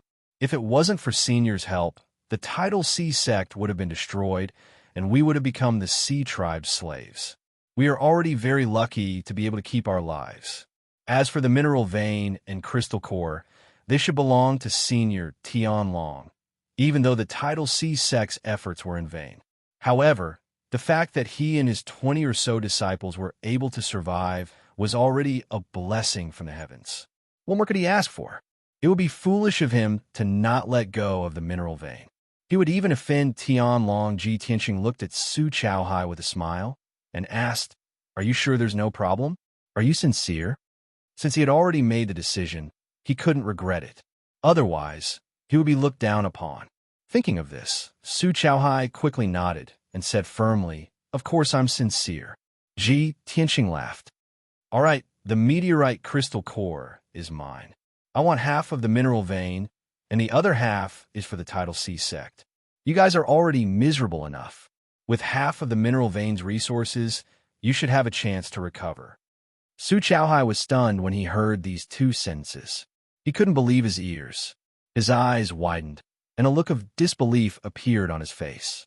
He couldn't believe that someone would be so generous as to give him half of the mineral vein. That was a huge mineral vein that was 800 miles long.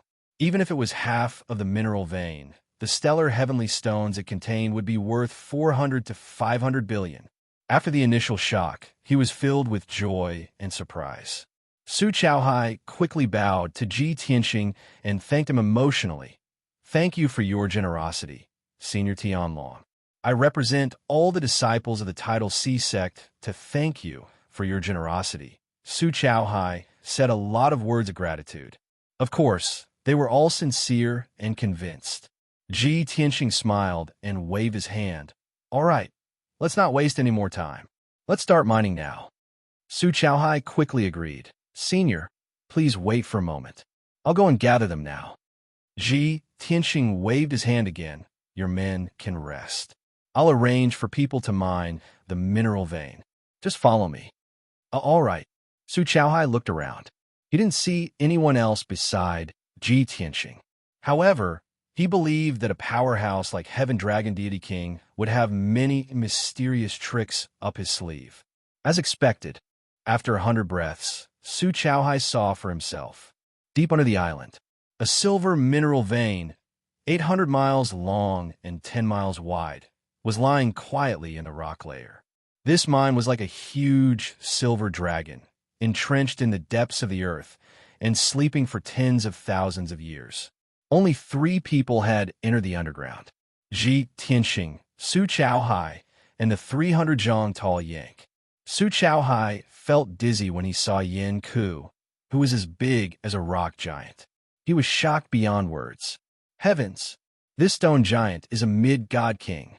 A mid-god king is actually Senior Tianlong's follower and guard. Could Senior Tianlong be a high god king? He must be. Otherwise, how could he kill the entire sea race and sea beast army by himself? After the shock, Su Chaohai was puzzled. He and Ji Tianxing stood on top of the mine and watched as Yenka entered the rock layer alone and sneaked into the mine.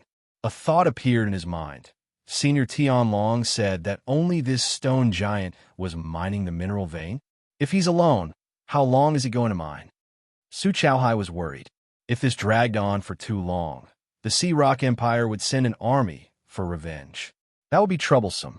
However, what happened next left him dumbstruck. He had truly widened his horizons. He saw Yank enter the meteorite mineral vein and use the divine ability that Ji Tianxing had taught him. He excavated the ore at an unimaginable speed. Every time he used the divine ability, he could excavate a few dozen miles of the mineral vein. The mysterious, dazzling golden light continued to wash the mountainous pile of ores. In just 15 minutes, the ores within a radius of several dozen miles had turned into hundreds of millions of star-divine stones of the same size that had been purified and refined. This was the work of over 100 monarch god experts in 10 days. Yank's methods were simply amazing. Chapter 35-28. Initially, Su Chaohai thought that it would take at least a month to excavate the mine. Moreover, it would take more than 200 people from the Chaohai sect to excavate the mine day and night. But now, Yank only used 16 hours to excavate the entire mine. What was even more terrifying was that not only did he excavate the mine, he even refined and purified the ores. The half of the mine that was handed over to Su Chaohai was actually 2 billion star godstones of the same size. This was just too terrifying and unbelievable. Su Chaohai was still in a daze when he received the star godstones and kept them in his spatial ring. Ji Tianxing looked at him calmly and said, 2 billion star godstones are worth 200 billion normal godstones. It should be enough for the Chaohai sect to recover. We shouldn't stay here for too long. The people from the Ocean Rock Empire might be here soon. You should leave. After hearing Ji Tianxing's words, Su Chaohai finally came back to his senses. He hurriedly nodded in agreement and bowed to Ji Tianxing. Senior Tianlong, you are the savior of the Chaohai sect, the reincarnated parent. Although the Chaohai sect is weak, we will never forget your kindness. In the future, if you have any orders, the Chaohai sect will do it even if we have to climb a mountain of swords or dive into a sea of fire. Su Chaohai's eyes were slightly red as he said these words of gratitude. Ji Tianxing did not take it to heart. He only nodded and waved his hand, indicating for him to leave first. After Su Chaohai thanked him profusely, he returned to the damaged divine ship and left the nameless island with the 20 or so surviving disciples and the corpses of many disciples. When the divine ship flew into the sky, he could not help but look at Yank. He sighed in his heart. A mid-level god king with such great skills is willing to be Senior Tianlong's follower. I can imagine that Senior Tianlong is a high-level god king with great skills. It's a pity that the Chaohai sect is too weak and can't enter Senior Tianlong's eyes. If we can get on Senior Tianlong's good side, the Chaohai sect will definitely prosper. Although Su Chaohai was full of regret, he knew his own limits. After lamenting for a while, he gave up on his unrealistic fantasies and started to think about how to restore the Chaohai sect's strength. With 200 billion godstones worth of resources in his hands, he had enough confidence. Master, this is the meteorite crystal core that you asked for. On the nameless island, Ji Tianxing, Yank held a red crystal the size of a wash basin. The crystal core was as clear as ice, but it was also as red as blood. It emitted a scorching heat and a violent fluctuation of divine power. Ji Tianxing took the meteorite crystal core and examined it carefully for a while. Then he smiled in delight. Not bad. It is indeed a star-level crystal core. Moreover, the quality of this crystal core is extremely high. It should be an Earth-level stellar core. There were countless stars and stars and stars and stars. Most of them were ordinary planets of little value or planets that contained a small amount of resources. Stars by a star among the stars. There were also differences in strength. There were ordinary stars, Earth fiend stars, and heaven star stars. Some people said that the reason why a star was called a star was because it existed forever and would never fall. But that was not the case. There were times when stars would be destroyed and fall. When an entire star collapsed, it would turn into billions of pieces that drifted in the void. Most of them will be burned to ashes. Only the most elite stellar cores could be preserved. They would either drift in the endless starry sky or land on some stars. However, the probability of this happening was very small. It was precisely because of this that stellar crystal cores were exceptionally precious and rare. Ordinary stellar cores were priceless treasures. An Earth-class stellar crystal core was a peerless treasure that was hard to come by in 100 years. Not only could it be used to refine king-grade, high-grade divine artifacts, but it could also provide an endless amount of star energy that could be used repeatedly. And the current Ji Tianxing lacked treasures of this level. 4 God Kings, Godhead fragments, 200 billion spirit stones worth of resources, and an Earth-class meteorite crystal core. This trip was not in vain. Ji Tianxing weighed the meteorite crystal core and kept it in his spatial ring. He left the island with satisfaction. Yank had nothing to do, so he returned to the distorted space-time and went into seclusion to cultivate. Ji Tianxing flew across the sky alone and rushed towards the Reincarnation Island. The Fortune Divine Palace that Su Chaohai mentioned had successfully piqued his interest. Moreover, the god of the underworld was not on the Reincarnation Island. The current Reincarnation Island was guarded by Commander Mingi and Marshal Blood Prison. They were just 2 high-level god kings. Even if they had reached the 9th heaven realm, Ji Tianxing was not worried. After all, his methods and rich experience were enough to deal with any god king. Only the 5 emperors who had surpassed the god king realm and reached the highest realm could make him helpless. Peerless divine pearl? It can release the holy light of creation and increase the talent and intelligence of all living beings? Interesting. Ji Tianxing muttered to himself, and a playful smile appeared on his face. The nameless island was not far from the Reincarnation Island. It was only a 10-day journey. The Ocean Rock Empire reacted quickly. In just 3 days, a large group of God King realm experts and millions of sea beasts headed towards the nameless island to seek revenge. Unfortunately, the nameless island had already collapsed into ruins. Ji Tianxing and the people from the Chaohai sect had already left, and the Sea Tribe had missed their target. The Sea Tribe's god kings roared and cursed in anger for a long time before leaving resentfully. Next, they would definitely trample the Chaohai sect and kill every single one of them to vent their anger. However, Su Chaohai had already expected this and used his fastest speed to escape with the Chaohai sect's family members. 10 days later, the Sea Tribe's army arrived at the Chaohai sect and missed their target again. At this time, Ji Tianxing had already arrived at the Reincarnation Island. In these 10 days, the Sword of Burial of Heaven was in charge of the journey.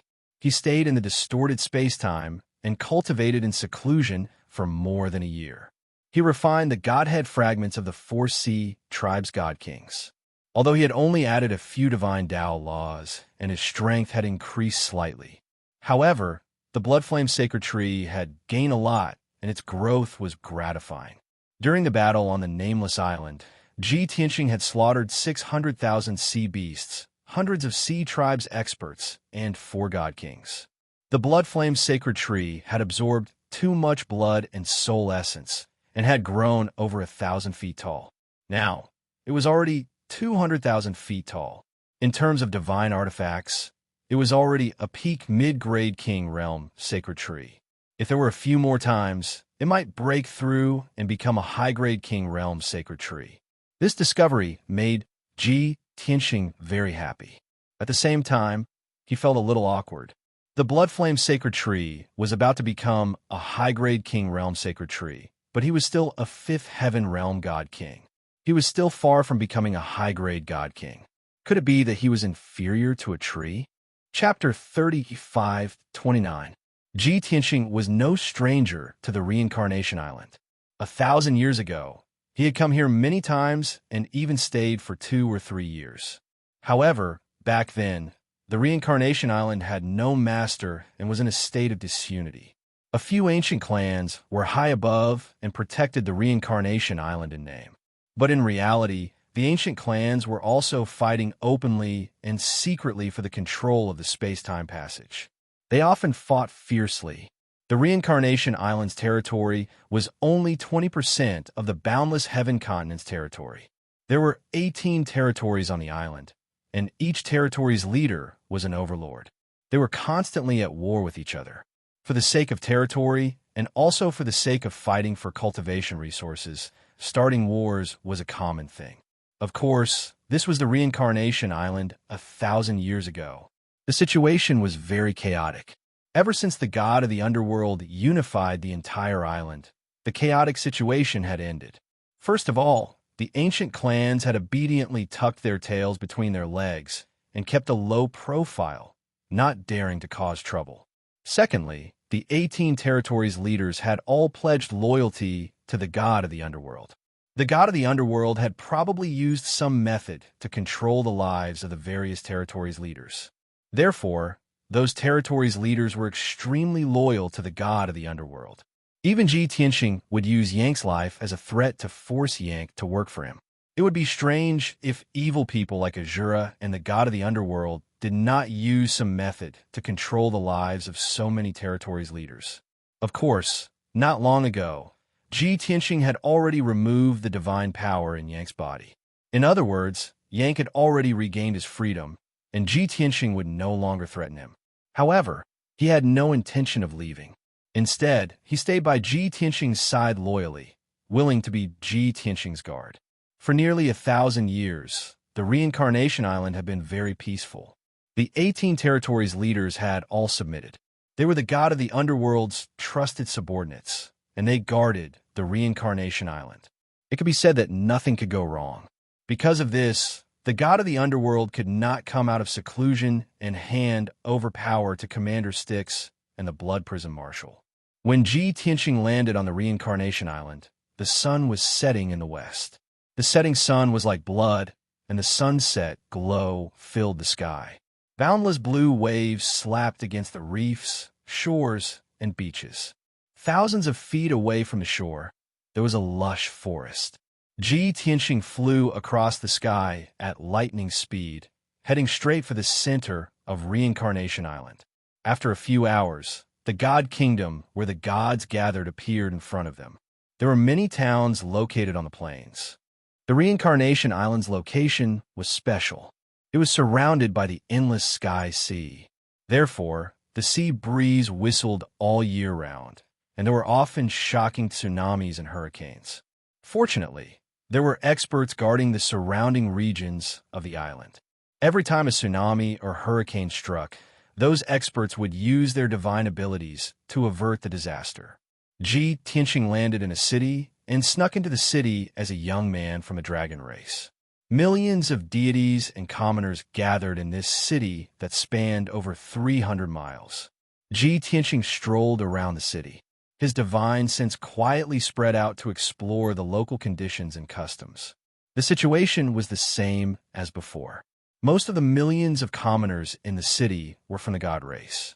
However, there were many other races mixed in, and even the sea race. Races from all over the world were able to live in harmony and trade on an equal footing here. After all, this was the territory of the god of the underworld. Even the arrogant and domineering sea race would not dare to act rashly here. At the same time, Ji Tianqing found more than a dozen shrines in the city. They all worshipped statues of the god of the underworld. Almost every day, many commoners would go to the shrines to kneel and pray. When Ji Tianqing passed through the city, he had a panoramic view of the city. He left quietly and continued to rush to the center of the Reincarnation Island. In the next few days, he passed by several empires and dozens of cities. He would stop for a moment in each city and release his divine sense to observe. The results were the same as before. The empires and cities were prosperous, peaceful, and stable. A large number of shrines have been built in each city to worship the statues of the god of the underworld. Going to the shrines to worship and pray had become a weekly homework for the commoners. It was like a mission and a mission. Ji Tianqing could not help but suspect that the god of the underworld was the same as the Shura god emperor. He was also collecting the power of faith of the commoners in order to cultivate some kind of divine skill. In addition, he also found a large number of laborers and laborers in each god kingdom. Those lowly slaves and laborers had to do hard labor on the Reincarnation Island or go to the endless sky, sea to mine. Ji Tianqing observed for a while and found that these slaves and laborers were all from other races. There were basically no god race. Even if there were very few criminals who had committed heinous crimes. After all, the god race was the noblest race in the god realm. The ascenders from the lower realm and the gods of other races were very lowly. If these people did not have a force to take them in, they could only do hard labor and could not escape the sea of suffering for the rest of their lives. After discovering this situation, Ji Tianqing spent a little time to inquire about the details. After investigation, he learned that this was the order of the god of the underworld. Every region and every empire had to pay a certain amount of taxes every year, which were also cultivation resources. And those god kingdoms needed to collect enough slaves and laborers to complete their missions. The vast majority of slaves and laborers could not escape the miserable fate of their lives. And the commoners of the god race had long been accustomed to this and did not feel sympathy. In any case, in their eyes, other than the god race, all other races were lowly and despicable. Ji Tianqing's heart was somewhat heavy about this. Previously, this was the situation in the Boundless Heaven continent. I didn't expect it to be the same on the Reincarnation Island. I reckon those 3 bastards on the other 3 continents will do the same. They are all doing the same thing, collecting the power of faith of the commoners and crazily accumulating cultivation resources to carry out some unspeakable things. The ordinary god race is not a victim, so they will not oppose the tyrannical rule of the 5 emperors. But all the living beings of the various races are harmed, and the various ancient clans are also the ones who suffer losses. Only they will oppose. With this thought in mind, Ji Tianqing could not help but wonder, what is the God Emperor realm above the God King realm like? Why do the 5 emperors collect the power of faith of the commoners and crazily seize resources? What are they trying to do? With such doubts in mind, Ji Tianqing walked and stopped all the way. 10 days later, he arrived at Yudu. Yudu was the capital of Reincarnation Island.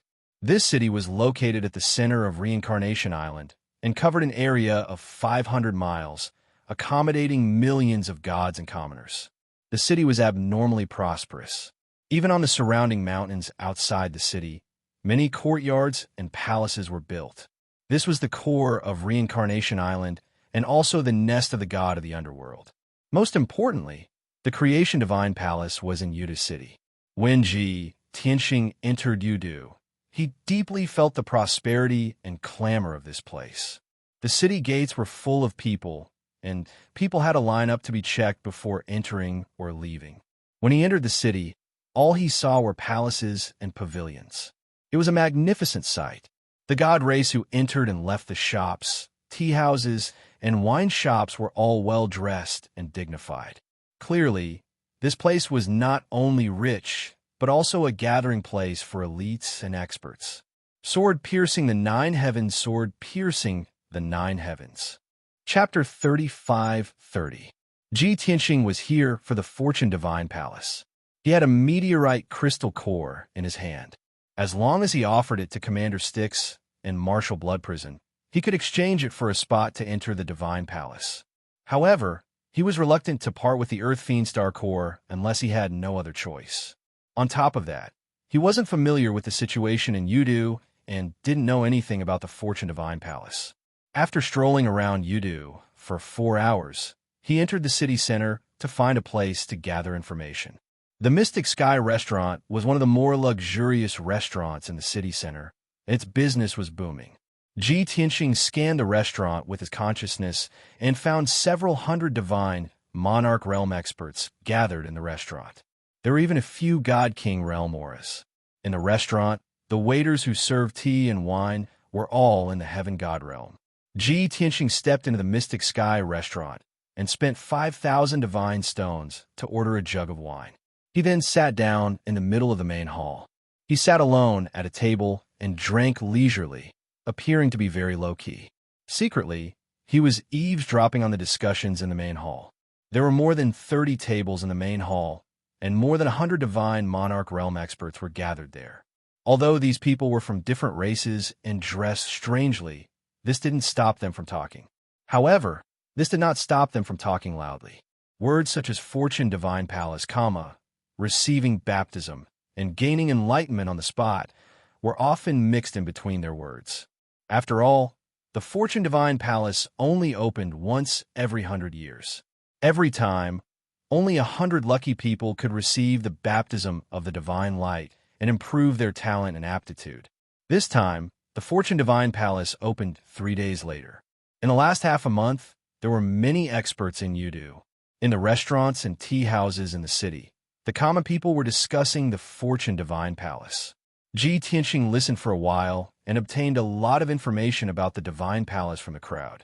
At this time, the two waiters at the entrance of the main hall suddenly shouted respectfully, "Welcome, young Master Yuan."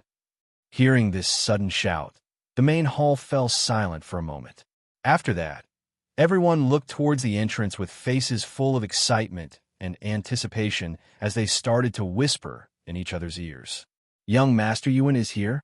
Since he went into seclusion last time, he hasn't harmed Yudu for 3 years, right? Hey, be careful when you speak. Don't let young Master Yuan hear you. I heard that the Domain Lord of Soaring Wind spent a lot of effort to get a transcendent divine pellet. Young Master Yuan has already broken through to the Divine King realm after consuming that divine pellet. Young Master Yuan broke through to the God King realm? Does that mean he's going to enter the Fortune Divine Palace? Isn't that obvious?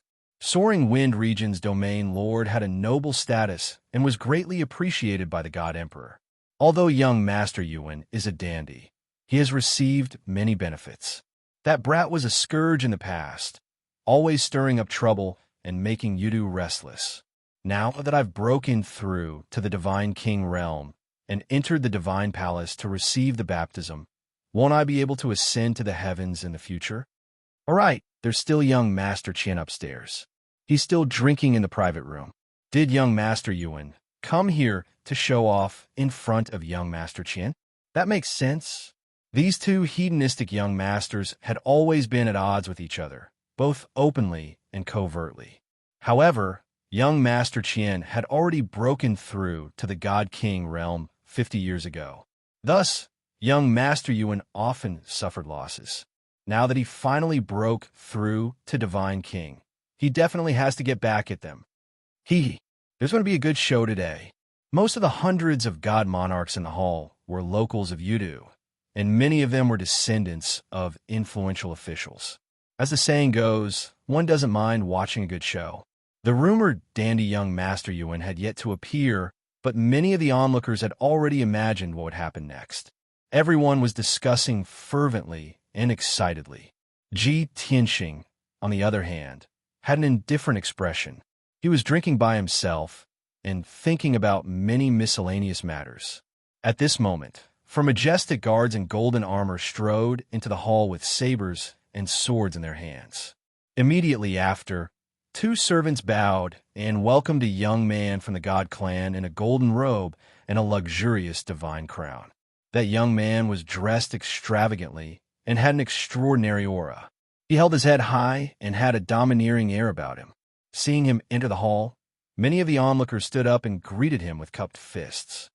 "Greetings, young Master Yuan. We haven't seen each other for 3 years, and young Master Yuan is even more elegant than before. I heard that young Master recently broke through to the God King realm. Congratulations." At least a dozen tables of people were sucking up to young Master Yuan and fawning over him. Young Master Yuan had a confident smile on his handsome face.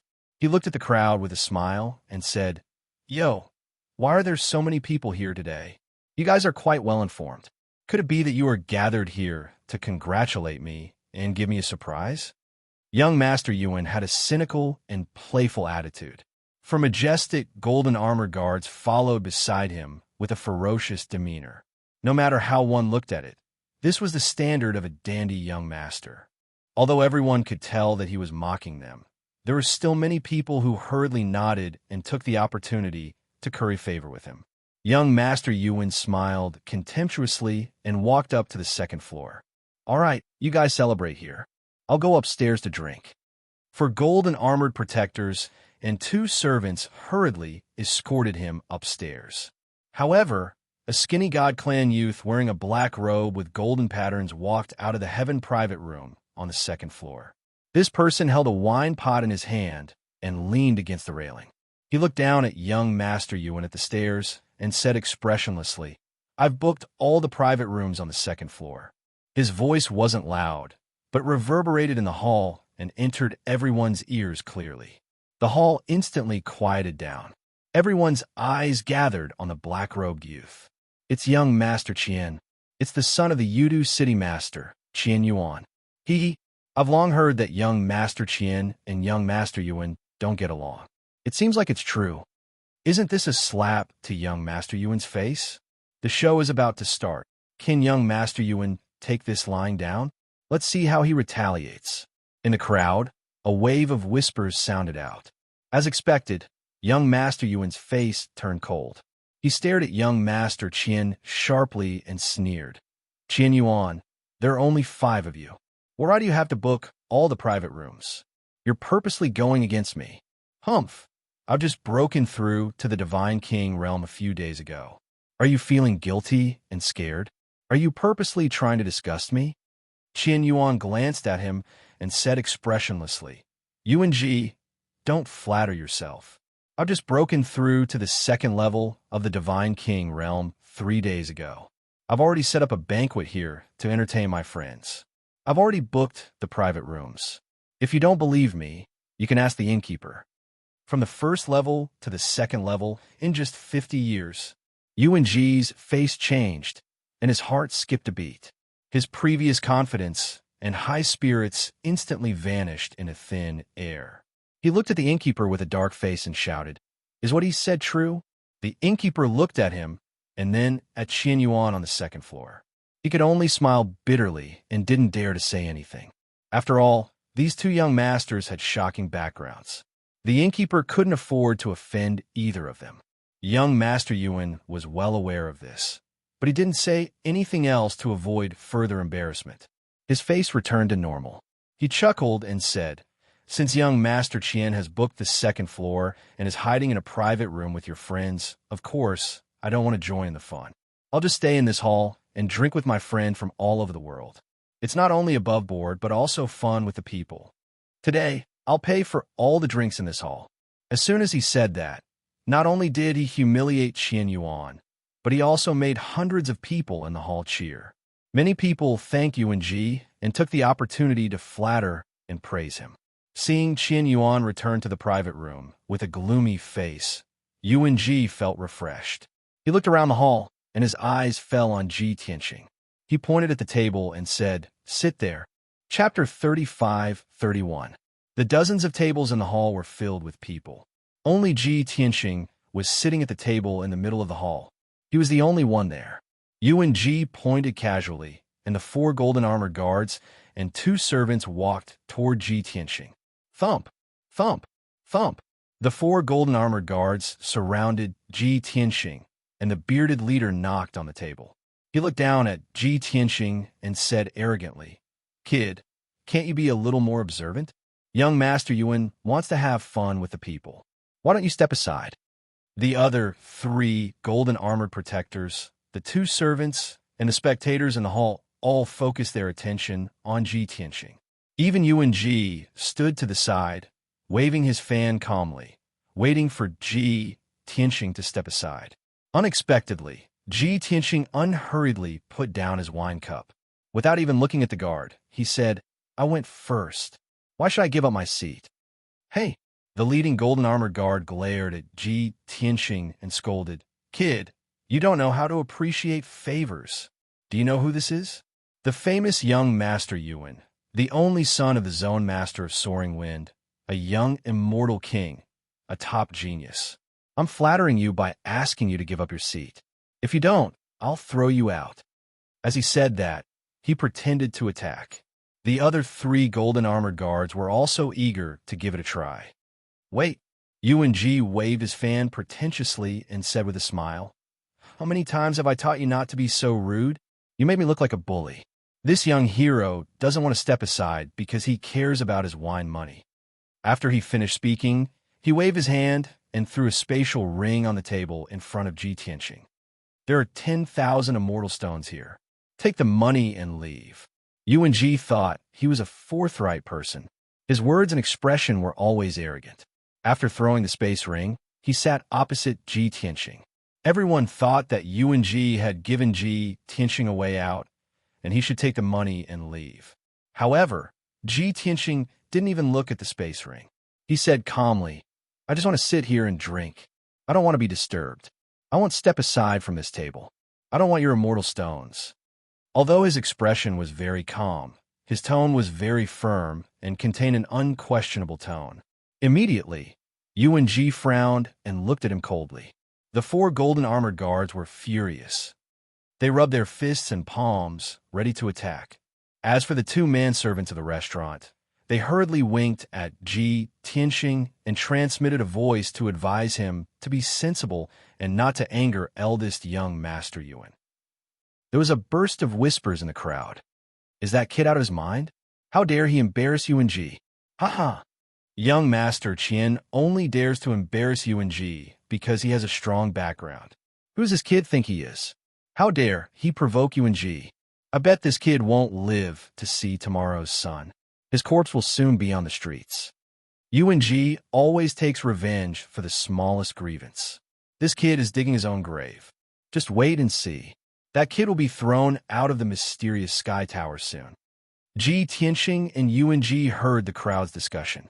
Ji Tianqing's expression remained the same, and no one could see any change in his expression. Yuan Ji was even more furious. He felt he had lost face in public.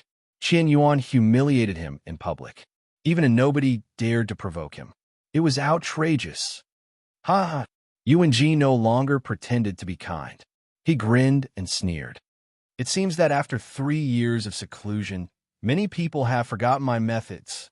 Since someone doesn't know how to appreciate my kindness, don't blame me for being rude. All of you better remember this. Not just anyone has the qualifications to challenge this young master. With that, UNG winked at the 4 golden armored guards. The 4 golden armored guards could no longer suppress their anger and murderous intent.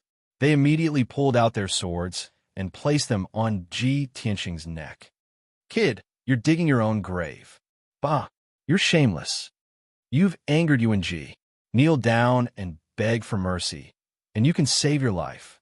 Kneel down and beg for mercy, and I'll let you get out. The 4 golden armored protectors' faces were filled with murderous intent and ferocious expressions. However, Ji Tianxing turned a blind eye to the swords on his shoulders and in front of him. He slowly put down the wine cup and wine pot, then said with an indifferent tone, "No one has ever dared to put a sword on my neck, because those who dare to do so are all dead." Seeing his unfathomable appearance, the spectators in the hall and the 4 golden armored guards were all stunned. Even UNG was stunned for a moment. He stared at Ji Tianxing with his eyes wide open. Everyone thought that Ji Tianxing would counterattack on the spot and blood would splatter everywhere. However, after 2 breaths of time, nothing happened. The 4 golden armored protectors came back to their senses and laughed contemptuously. "Ha ha, you little bastard. Who are you trying to scare? Oomph. You're pretty good at pretending, kid. Fight me if you have the guts. Kid, you're pretty good at bragging. I just don't know if your head is hard enough to withstand this seat saber." The audience in the hall also came to their senses and roared with laughter. UNG laughed contemptuously. He looked at Ji Tianxing with eyes full of sarcasm. "I thought I met a great person, but I didn't expect you to be a lunatic. All right, I'm in a good mood today and can't be bothered to argue with you. Get out of here." As he spoke, UNG waved his hand disdainfully and shooed Ji Tianxing away. Ji Tianxing wasn't angry. He stared at UNG and suddenly revealed a playful smile. "You've obtained the right to enter the Fortune Divine Palace and will be baptized by the Divine Light in 3 days?" UNG was stunned for a moment, but then he waved his fan proudly and said with a smile, "Of course. Only an elite genius like me has the right to enter. A lowly alien like you has no hope in your life, so don't even think about it. Sigh, I'm too kind. Why would I talk so much to an ant like you?" Ji Tianxing took a deep look at him. The corners of his mouth curled into a sneer as he muttered, "Very good. It's you." UNG was confused. He frowned and asked, "What nonsense are you talking about, you lowly peasant?" Ji Tianxing didn't pay any more attention to him. He stood up and left the hall, quickly disappearing into the crowd on the street. UNG and the audience in the hall couldn't help but laugh and talk contemptuously for a while. But soon, everyone threw this matter to the back of their minds. He was just a lunatic. No one would take him seriously. Bookhouse Reading Website. Chapter 35-32. UNG was in a good mood today, although there were 2 small incidents in the mysterious Heavenly Tower. First, Qian Yuan humiliated him in public. Then, he met a reckless lunatic. But he felt that he had resolved the awkwardness with his intelligence, and he had established a kind and amiable image. The hundreds of spectators in the hall cheered for him, praising him like stars surrounding the moon. This was the best proof. Moreover, he felt that he had won the competition with Qian Yuan. A long time ago, his father, Domain Lord Feng Ling, had taught him a principle. He could be a hedonistic young master. After all, this was determined by his family background. But he had to be a smart, far-sighted, and scheming hedonistic young master. He could not be brainless and arrogant. In the past, UNG did not listen and found it annoying. But now, he felt that he had done it. Yes, after breaking through to the God King realm, this young master is indeed different from before. This young master is that far-sighted and scheming hedonistic young master. As long as this young master maintains this intelligence, I can take over the position of Domain Lord in the future. Leaving the mysterious Heavenly Tower, UNG was still intoxicated on the way back to his courtyard outside the city. He sat in a golden carriage pulled by 2 Pegasus, flying across the night sky at lightning speed, heading toward the Thousand Pine courtyard in the south of the city. 4 loyal golden armored protectors followed closely around the golden sacred chariot. Yuan-ji reclined on a divine jade recliner covered in snow fox fur, recalling today's events with a complacent attitude. However, thinking of Qian Yuan's face, his anger had not yet subsided. Damn Qian Yuan. Didn't he enter the Fortune Divine Palace 100 years ago and receive the Divine Light's baptism to be reborn? Otherwise, with that pig brain of his, how could he smoothly break through to the God King realm and reach the second stage in 50 years? 3 days later, when this young master enters the Fortune Divine Palace and receives the Divine Light's baptism, I will also be reborn. Soon, this young master will catch up to Qian Yuan and surpass him. Yuan-ji was full of anticipation and longing for the Divine Light's baptism in 3 days. He felt that this was the biggest turning point in his life. 15 minutes later, the golden carriage arrived at the Thousand Pine Courtyard and landed on the square. This courtyard was located on Thousand Pine Mountain in the southern part of the city. It was built in a very grand manner. Not only were there pavilions, terraces, gardens, and waterside pavilions in the courtyard, there was also a magnificent palace and a divine pagoda that was thousands of feet tall. Having such a courtyard was a symbol of nobility. Yuan-ji walked out of the carriage and returned to his residence with the 4 golden guards. The 4 of you stand guard outside the door. This young master is going into seclusion tonight to comprehend the divine skill that Father imparted to me. Then, he entered a secret chamber in the depths of the palace to comprehend the godly technique. The 4 golden armored guards bowed and said, "Yes, sir," in unison. After Yuan-ji entered the secret room and closed the door, they split into 2 groups, one guarding the door of the secret room and the other guarding the entrance of the tunnel. The night was long, and the dark passage outside the secret chamber was very quiet. The 4 golden armored protectors had nothing to do, so they secretly transmitted their voices and discussed what had happened today. The words and actions of that madman were still their laughingstock. However, they had no idea, when they had left Yudu, that lunatic had followed the divine carriage to Thousand Pine Courtyard. In a secret room with a radius of 300 yards, divine light filled the air. Yuan-ji lay comfortably on the divine jade couch, holding a jade scroll in his hand. He silently comprehended the godly technique secret manual in the jade scroll. As an ignorant and incompetent hedonistic young master, it was impossible for him to cultivate painstakingly. Even if he cultivated in seclusion, he sought comfort and comfort. He definitely couldn't stand loneliness and hardship. The ability he had today was all thanks to his father's endless resources. Suddenly, Yuan-ji felt a chill run down his spine. It was as if a pair of eyes were staring at him. He subconsciously scratched his neck and turned around to look at the corner of the secret room behind him. However, the corner was empty. There was nothing there. Strange.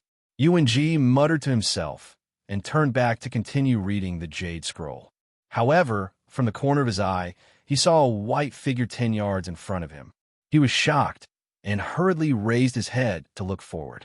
He saw a young dragon who was 10 yards tall and wearing a white robe looking at him expressionlessly. Yuan-ji trembled in fear and screamed subconsciously. The jade scroll in his hand fell to the ground. You, are you a human or a ghost? Yuan-ji curled up his body, hurriedly took out a divine sword, pointed at the dragon young man, and asked harshly, "What?" The young dragon was Ji Tianxing.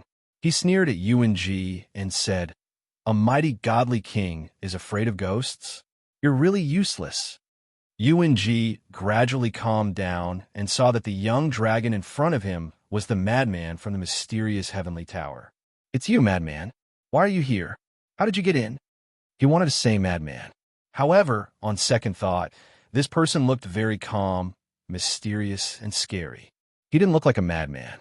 Moreover, how could a madman sneak into the Thousand Pine Courtyard and enter the secret room without anyone noticing? Ji Tianxing smiled and said, "Of course I followed you in. What?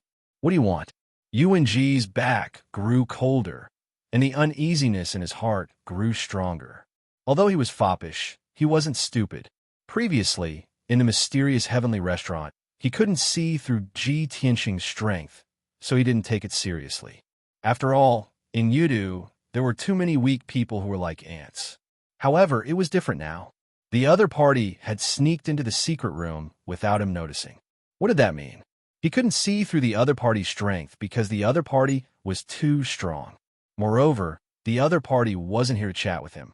This was clearly revenge. Sir, don't be rash. If there's anything, we can talk about it. You know, I'm the son of the Foneling Region Master. Don't act recklessly, or the consequences will be unimaginable. If you're lacking in cultivation resources and treasures, this young master can also be generous with his money. Yuan-Ji panicked. He was bluffing and stalling for time while secretly casting spells to control the divine formation in the secret room to send out a distress signal. The 4 golden armor guards outside were all high-level divine lords. Although they were loyal to him, they were obviously not enough to be killed by the other party. They could only be cannon fodder. However, there was still a divine king in the courtyard. He was the commander of the guards sent by the Foneling Region Master to protect him. However, Ji Tianqing looked at him with a half-smile. His deep eyes seemed to be able to see through people's hearts. Don't struggle in vain. I've already set up a seal in the secret room. No one will know what happened here. Don't worry, you'll die happily and won't feel any pain. I'm just borrowing your identity. You should help me. Ji Tianqing's tone was mocking as he walked towards Yuan-Ji. Don't come over. Yuan-Ji panicked and slashed at him with his sword. At the same time, he waved his hand and sent a beam of golden light into the divine formation in the corner of the secret room. Chapter 35-33. Unfortunately, Yuan-Ji's resistance was futile. When the golden light reached the corner of the secret chamber, it was blocked by an invisible seal. The secret chamber's divine formation was not activated, and the signal for help was not sent out. Just as Ji Tianqing had said, the secret chamber had been sealed by him. No one knew what was happening here.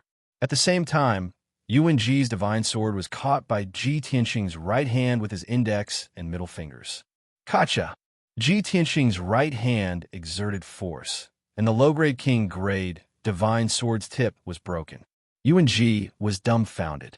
Before he could react, Ji Tianqing released an invisible divine soul force that struck him. Rumble! Yuan-Ji's sea of consciousness exploded with a thunderous boom. Then, he closed his eyes and sank into the endless darkness, falling into an eternal slumber. Ji Tianqing did not cause him any external injuries. He only destroyed his divine soul and shattered his godhead. As a result, Yuan-Ji died on the spot, but his body remained intact. Plop! Yuan-Ji's body lost its support and fell onto the jade bed. Ji Tianqing reached out his right hand and pressed it against Yuan-Ji's forehead. A white light rushed out from his palm. Soon, more than a dozen godhead fragments flew out from Yuan-Ji's head. Swoosh! 5-color divine light flashed, and Ji Tianqing's godhead flew out from his forehead and entered Yuan-Ji's body. In the next moment, Yuan-Ji came back to life and opened his eyes. From now on, Ji Tianqing was Yuan-Ji. He stretched his limbs and twisted his neck. Soon, he got used to this frail divine body. Then, he stored his Dragon Clan's body in the 9 Heavens 10 Absolutes Pagoda. Just like that, Ji Tianqing possessed Yuan-Ji's body without anyone noticing. 3 days later, he could enter the Fortune Divine Palace unimpeded without paying any price. However, there's a small flaw. My Godhead and Divine Soul's aura are different from Yuan-Ji's. A godly king expert who is familiar with Yuan-Ji might be able to see through it. Thinking of this, Ji Tianqing decided to refine Yuan-Ji's quintessence fragment. First, he wanted to obtain Yuan-Ji's memories so that he wouldn't reveal any flaws. The second reason was to fuse with Yuan-Ji's divine soul, which could be disguised as his aura. After making up his mind, Ji Tianqing took out the 9 Heavens 10 Absolutes Pagoda and placed it in the middle of the secret chamber. Taking Yuan-Ji's quintessence fragment with him, he entered the distorted space-time to refine it. At this moment, the 4 golden armor protectors were still guarding outside the hidden chamber. They discussed the events of the day in low voices, occasionally letting out light laughter. The atmosphere was extremely cheerful. They had no idea that their master had already changed. Moreover, their time of death was fast approaching. 2 days passed quickly. The thousand-pine courtyard was very calm, without any disturbances. Although Yuan-Ji stayed in the secret chamber and didn't show up, no one dared to disturb him. Everyone knew that Huang Xiaolong would soon enter the Fortune Divine Palace to receive the Divine Light's baptism. This was the greatest opportunity in his life, and he couldn't allow any mistakes. It was late at night again. A white light flashed in the secret chamber, and Ji Tianxing left the distorted space-time and returned to the secret chamber. At this time, he had already refined Yuan-Ji's quintessence fragment. Not only did he obtain Yuan-Ji's divine soul memories, but he could also disguise his divine soul aura. Even God King Realm Masters who were familiar with Yuan-Ji would find it hard to see through his disguise. Perhaps only Yuan-Ji's father, the soaring wind region's domain lord, could see through his disguise. Everything is ready. I only need to wait for tomorrow to enter the Fortune Divine Palace. Ji Tianxing muttered to himself, then suddenly remembered something. All right, there's still a promise that hasn't been fulfilled. Thus, he waved his hand, sending out a ray of divine light, opening the door to the secret chamber. Swoosh! The two golden armor protectors guarding the door were leaning against the wall, chatting and laughing. When the door to the secret chamber suddenly opened, the two golden armor protectors jumped in fright. They quickly straightened their backs and put on a stern expression. Ji Tianxing leaned against the divine jade couch with a frivolous look on his face as he said, "The four of you, come in. This young master has orders for you." The two golden armor protectors at the door hurriedly complied, bowing as they entered the secret chamber. Then, the two golden armor protectors guarding the entrance also entered the secret chamber. The four golden armored protectors stood side by side in the middle of the secret chamber with their heads slightly lowered, waiting for Ji Tianxing's orders. Swoosh! Ji Tianxing raised his hand and closed the door to the secret chamber. Seeing this scene, the four golden armored protectors' hearts were filled with excitement. Because all of them had the same thought, young master must have a secret mission for us. This means that young master has great trust in us. We can get a lot of rewards again. Just as they had expected, Ji Tianxing looked at them with a smile, saying, "The four of you have followed this young master for more than 800 years and have always been at my beck and call, loyal and devoted. In order to flatter and please this young master, you have worked hard and done all kinds of evil deeds. Robbery, murder, arson, defamation, framing, and so on. You're already so evil that you are oozing with pus." Although this sentence was a little awkward to hear, but the four golden armor protectors were still very happy and hurriedly bowed, saying that these were all things that should be done and that it was an honor to serve this young master, and so on. Ji Tianxing nodded and sneered mockingly. "From now on, you don't have to do evil anymore. This young master wants to reward you with a chance to be a human again. If there's a next life, remember not to be a bad person." The four golden armor protectors were even more confused, and they looked at Ji Tianxing with a dazed expression. Young master, what do you mean? This? Why don't I understand?" "Young master, we have little talent and knowledge. Can you explain?" Ji Tianxing looked at them and said with a smile, "I said before, no one can put a sword to my neck because they are all dead." As his voice fell, he raised his hand and shot out 4 rays of white light, attacking the 4 golden armor protectors. Whoosh whoosh, whoosh whoosh. The 4 golden armor protectors had no time to dodge at all, and the white light instantly pierced their foreheads and hit their godheads. They only felt a boom in their heads, and their consciousness fell into endless darkness, and they lost consciousness. Thump, thump, thump. In the blink of an eye, the 4 golden armor protectors had their godheads shattered, and they turned into corpses and fell to the ground. Until the moment of death, they still didn't realize what was going on. Didn't young Master Yuan value the 4 of them the most and bring them with him wherever he went? Why did he kill them personally? Why was this? Unfortunately, they would never know the answer. Ji Tianxing was not interested in the godheads of the 4 golden armor protectors, and he was too lazy to bother to deal with their corpses. He casually shot out a ray of 9 heavens divine fire and enveloped the four corpses. Soon, the corpses, armor, and belongings of the four golden armor protectors were burned to ashes. Wonderful Book House. Chapter 35-34.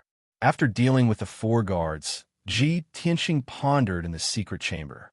He remembered that there was one more important thing he had yet to do before entering the Fortune Divine Palace. Hence, he changed back to his original appearance and entered the distorted space-time of the Divine Pagoda to find Yun Yao, who was still cultivating in seclusion. The blood flame sacred tree was still growing, and its height was close to 200,000 feet. The sacred tree released surging god force, and it was even more vigorous than before. Everyone benefited greatly from cultivating under the sacred tree, and their progress was rapid. Only Yin Yao was still stuck at the peak of the God Monarch realm, unable to break through to the God King realm. Even after cultivating for so many years, she was only able to increase her peak of the God Monarch realm by 30 times. Ji Tianxing used his divine consciousness to wake Yin Yao up and asked her about her situation. Yin Yao's expression was a little gloomy, and she shook her head. Now that I've reached the peak of the God Monarch realm, my strength is 39 times that of a normal peak God Monarch. It must be because I'm missing the divine bead, and there are no signs of a breakthrough. The divine world is vast, and even if the divine bead is left in the divine world, it will be difficult to find it. It would be like finding a needle in a haystack. Ji Tianxing smiled and comforted her. Don't be discouraged. The seventh divine bead is no ordinary item. It's a supreme grade God King realm rare treasure. No matter where it ends up, it will definitely cause a phenomenon and reveal its extraordinariness. All right, I'm in the Reincarnation Islands now.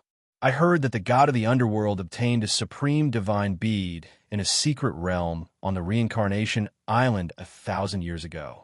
That divine bead contains the light of creation. Ji Tianxing told Yin Yao about the divine bead and the Fortune Divine Palace. After listening to Huang Xiaolong's explanation, Yin Yao's dim eyes brightened. She asked expectantly, Fortune Divine Palace? That divine bead contains the light of creation? Tianxing, do you want to enter the Fortune Divine Palace to see if that divine bead is what I need? Yes, I do have this intention. Ji Tianxing nodded his head and said, That's why I asked around in Yudu and took over a profligate son that could enter the divine palace. Yin Yao pondered with a frown and murmured, The 6 divine pearls I've fused with before are vast sea, star, longevity, earth spirit, wind, fire, and light. This includes almost all of the attributes of divine power. There are only a few remaining, such as darkness, creation, and reincarnation. Ji Tianxing nodded slightly and analyzed. Yao Guang is an ancient goddess, and also the holy and glorious mother of the human race. She would never possess the power of darkness because she represented creation, new life, and light. As for the power of samsara, that was not what peak divine kings could grasp. Only by surpassing the divine king and reaching the level of the god emperor could one see through the cycle of death and reincarnation. If that's the case, we can eliminate the possibility of darkness and reincarnation. That Fortune Divine Pearl is most likely related to you. Yin Yao's eyes brightened. She said expectantly, I have a mysterious connection with the divine orb. As long as I'm within a certain range, I can sense the divine orb's existence. You're in Yuda now, right? Then I can sense it personally and determine whether the divine pearl in the Fortune Divine Palace is what I need. If it is, we have to find a way to get it. If it isn't, there's no need for you to take the risk. Yes, that's why I'm looking for you. Ji Tianxing nodded and smiled. Then, he brought Yun Yao out of the distorted space-time and appeared in the secret room. Yun Yao sat cross-legged on the soft couch and closed her eyes to circulate her skills. Soon, she entered a state of complete concentration. Her consciousness was ethereal, as if it was floating between heaven and earth, extending infinitely. The Fortune Divine Palace was in Yudu, and the Thousand Pine Courtyard was in the south of Yudu City. The distance between the two should not be more than 800 miles. At such a close distance, Yun Yao should be able to sense it. However, Yin Yao sensed with her heart for 100 breaths, but there was still no reaction. Ji Tianxing was anxious and worried, but he did not disturb her and waited patiently for the result. Then, Yin Yao seemed to have sensed something. She suddenly frowned and revealed a complicated expression. Ji Tianxing wanted to ask, but seeing that she was focused and her consciousness seemed to be searching and groping, he held back. It was not until 7 minutes later that Yin Yao's forehead was covered in sweat that she stopped circulating her skills and retracted her wandering consciousness. Phew! She heaved a sigh of relief and frowned as she pondered. Ji Tianxing asked, "How was it? Did you sense the aura of the divine pearl?" Yin Yao nodded, but then shook her head and said bitterly, "I searched a radius of 10,000 miles, but I didn't sense the aura of the divine pearl. When my consciousness spread 30,000 miles, it reached its limit. The strange thing is that I vaguely sensed the aura of the divine pearl again. It's just that I can't determine its direction, and I can't get closer." An ordinary peak divine lord's consciousness could cover a radius of 10,000 miles. Yin Yao was special. Her consciousness could cover a radius of 30,000 miles. Even so, she could only vaguely sense the aura of the divine pearl. The divine pearl is clearly in the Fortune Divine Palace, and the Fortune Divine Palace is in Yuta City. But your consciousness can only sense that the divine pearl is 30,000 miles away. This shouldn't be. Ji Tianxing frowned and was puzzled. Yin Yao thought for a while and asked, "Tianxing, are you sure that the Fortune Divine Palace is in the city? Have you seen it with your own eyes? Is it possible that the Fortune Divine Palace is actually outside the city in a hidden place?" Ji Tianxing shook his head and said, "The news I heard from various sources proves that the Fortune Divine Palace is indeed in the city. Tomorrow, I will enter the Fortune Divine Palace as Yuan Ji to receive the Divine Light Baptism. But the entrance to the Fortune Divine Palace is in the God Emperor's Palace." "That's strange. How can this be?" Yin Yao was also puzzled. Ji Tianxing frowned and analyzed. Could it be that the Divine Pearl is not in the Fortune Divine Palace? Or is there something else in the Fortune Divine Palace? Seeing that Huang Xiaolong was so persistent and eager to solve the mystery, Yin Yao quickly comforted him. "Forget it, Tianxing. Don't worry about the Divine Pearl's location. Anyway, I can sense that the Divine Pearl is indeed what I need.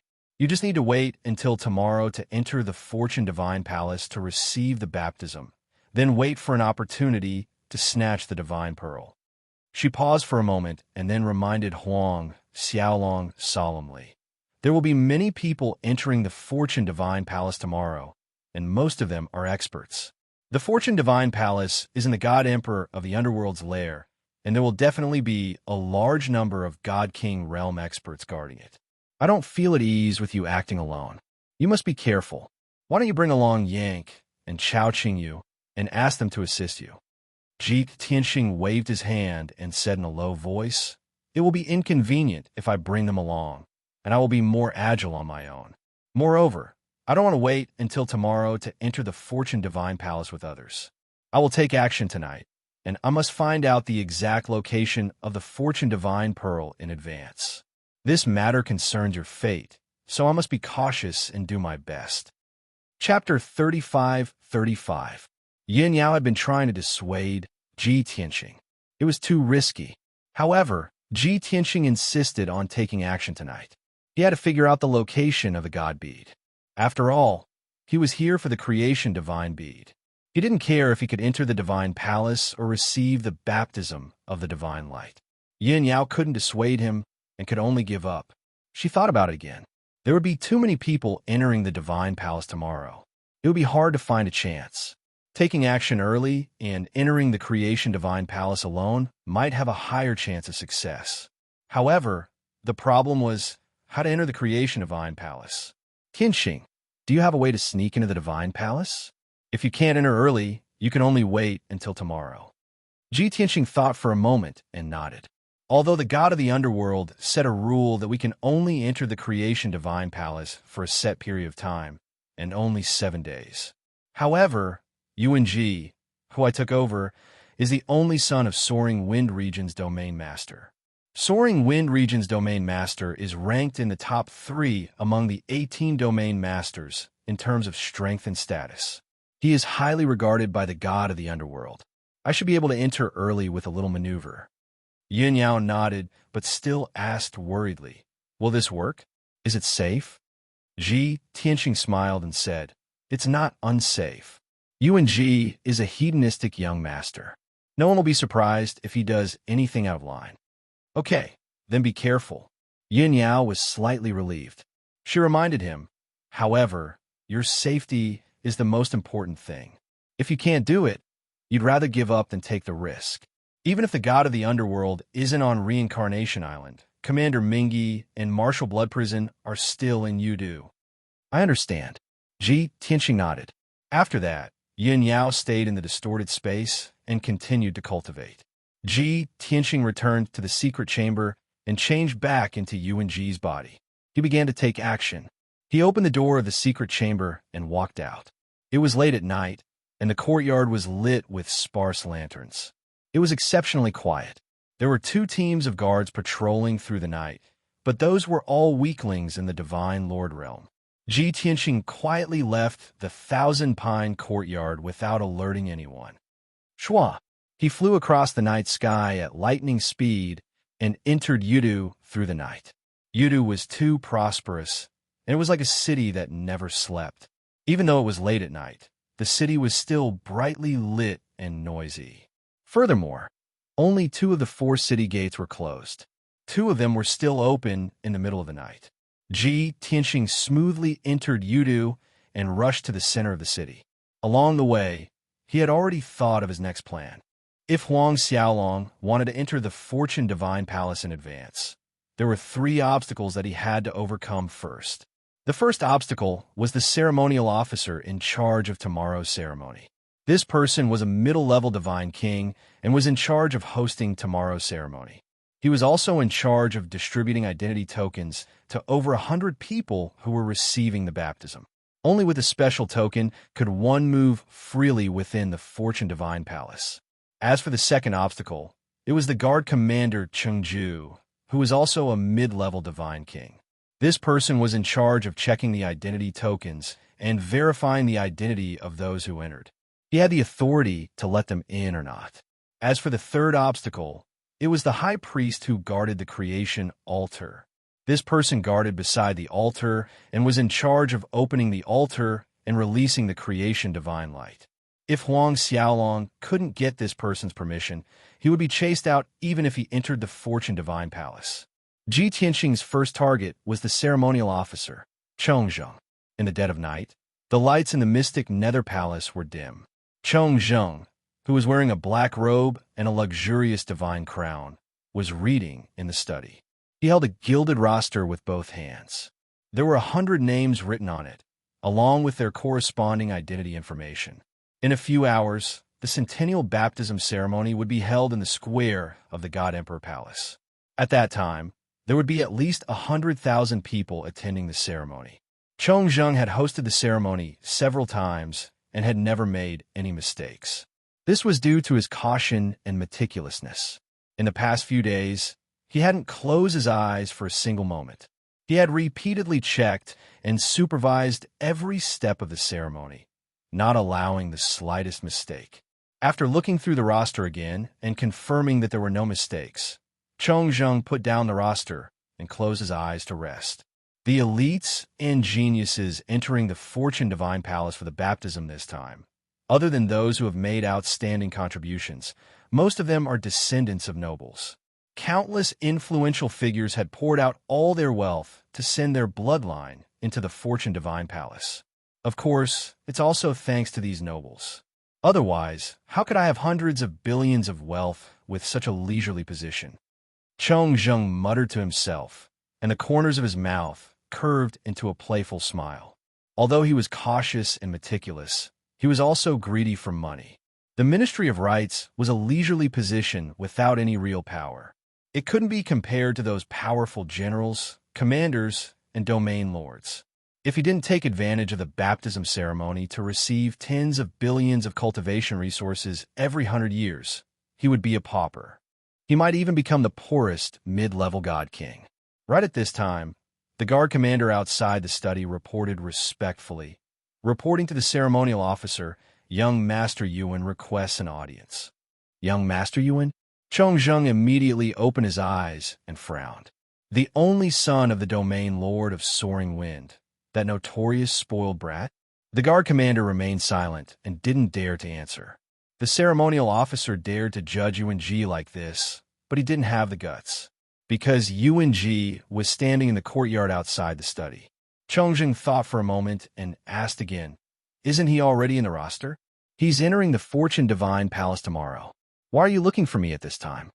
This time, before the guard commander could answer, Yuan Ji's voice came from outside the door. "Lord Chong, can I come and visit you?" Yuan Ji stepped into the study with a smile. Chongzheng frowned and was a little unhappy. He didn't have a good impression of this presumptuous and arrogant spoiled brat. Unfortunately, this spoiled brat's father was the domain lord of soaring wind. As a ceremonial officer, he didn't dare to offend him. "All right, all of you can leave. I'm going to talk business with young Master Yuan." Chongzheng suppressed the anger in his heart and waved his hand, indicating for the guards to leave. Then, Yuan Ji closed the door of the study and set up a ceiling array to prevent anyone from eavesdropping. Chongzheng was a little wary when he saw Yuan Ji's actions. He asked, "Young Master Yuan, what are you doing?" Yuan Ji walked up to him and sat down at the desk. He looked at him with a smile and said, "I'm giving Lord Chong some money. Are you interested?" Chongzheng was stunned for a moment and sneered, "With your status, you've already been selected. Why are you giving me money?" "It's not about that." Yuan Ji waved his hand and lowered his voice. He said in a playful tone, "I want to enter the Fortune Divine Palace now." Chongzheng's eyes widened, and he scolded with a serious face, "Nonsense. This is against the rules. I won't make an exception." "Ha ha ha." Yuan Ji sneered and said, "Enough, Lord Chong. You made a lot of exceptions these years. Everyone turns a blind eye to it. Who would meddle in other people's business? Cut the crap. 50 billion, do you want it?" Chapter 35-36. 50 billion? Chongzheng hesitated. His pupils constricted, and he licked his lips subconsciously. To be honest, he was very tempted. He sighed inwardly. No wonder Yuan Ji was the dandy young master of the Yuan family. He was too generous. This price was enough for an ordinary noble to buy a spot. Of course, Chongzheng wouldn't agree so easily. He pretended to hesitate and said, "Yuan Ji, you know I can't make this decision. After I pass, there are still 2 lords inside. If they don't agree, I don't dare to take over. If Commander Mingyi and the Blood Prison Marshal find out, I'll be severely punished."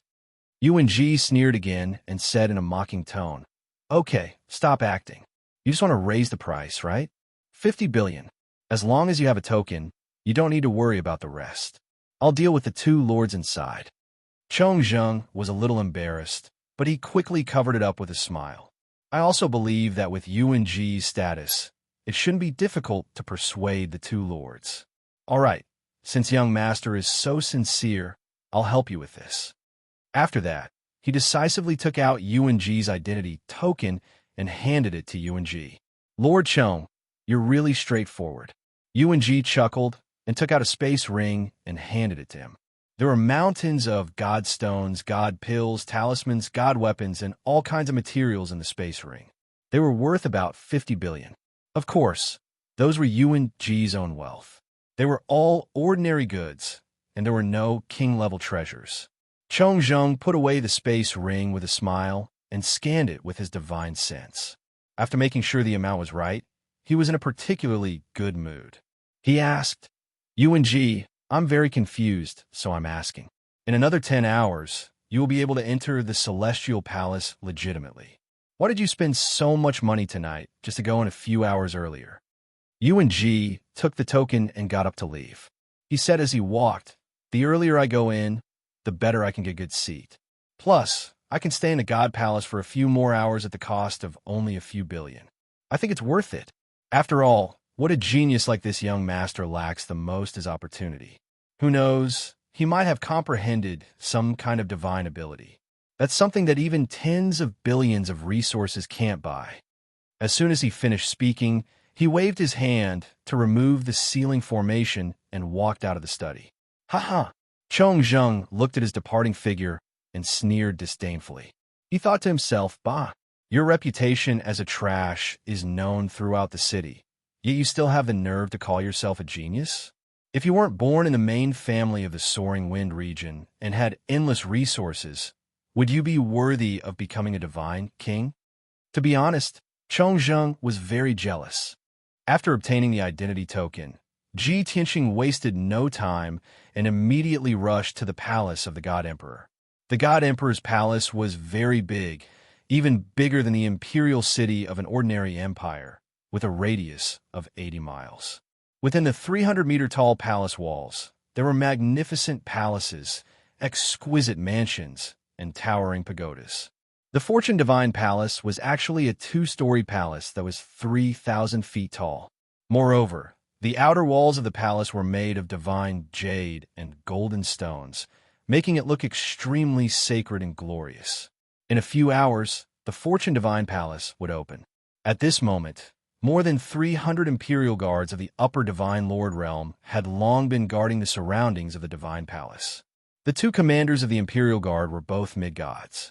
Friends, please prompt. Pay attention to the rest of your eyes after reading for a long time. 00 recommended reading, Wang. However, the deputy commander stayed in the shadows while the commander, Chengju, stood guard at the entrance. When Ji Tianxing arrived at the Fortune Divine Palace, several dozen Imperial Guards stood motionless on both sides of the main entrance like statues. Chengju, the commander of the Imperial Guards, was lecturing the Imperial Guard about some things they should pay attention to. Upon seeing Ji Tianxing, Chengju paused his lecture and looked at Ji Tianxing with a frown. Puzzled, he asked, Yuan Ji, why are you here? There are still a few hours before the Divine Palace opens. You can only come here after the baptism ceremony is over. At the same time, he sneered in his heart. This hedonistic young master has always been reckless and daring. What kind of person is the Soaring Wind Domain's domain lord to have such a useless son? Ji Tianxing did not mind Chengju's cold face. He smiled and transmitted his voice. Lord Commander, this young master has a request. Let's talk in private. Chengju despised Huang Xiaolong in his heart and was somewhat unwilling. However, he could not offend Yuan Ji in public to avoid forming a grudge with the Soaring Wind Domain's domain lord. He walked to a dark corner expressionlessly and looked at Ji Tianxing with a frown. He asked, Yuan Ji, what do you want? Ji Tianxing stretched out his right hand and opened his palm, showing his identity token to Chengju. I want to enter the Divine Palace now. Nonsense. Chengju scolded sternly and refused without hesitation. His Majesty the God Emperor has decreed that no one can break the rules. Are you asking me to violate the decree? After a pause, he frowned and asked, You actually got the token? That old man, Chong Zheng. How much did he charge you? That's not important. Ji Tianxing waved his hand and put away the token. He smiled and said, Commander Chengju is loyal and in the prime of his life. He is a pillar of support under the God Emperor. However, I heard that your son is only a middle-level monarch god with mediocre talent. Not to mention taking over your position, it is unknown whether he can break through to the godly king realm in this lifetime. Chengju's face darkened. He asked in a low voice, Yuan Ji, what do you mean? Ji Tianxing smiled and said, Nothing. I just want to help your son for Commander Chengju's sake. How about this? I will ask my father to arrange a position for your son in the Soaring Wind Domain for 100 years. After 100 years, I will ask my father to recommend your son to enter the Divine Palace to receive the Divine Light Baptism. At that time, your son will be enlightened and have a chance to break through to the godly king realm.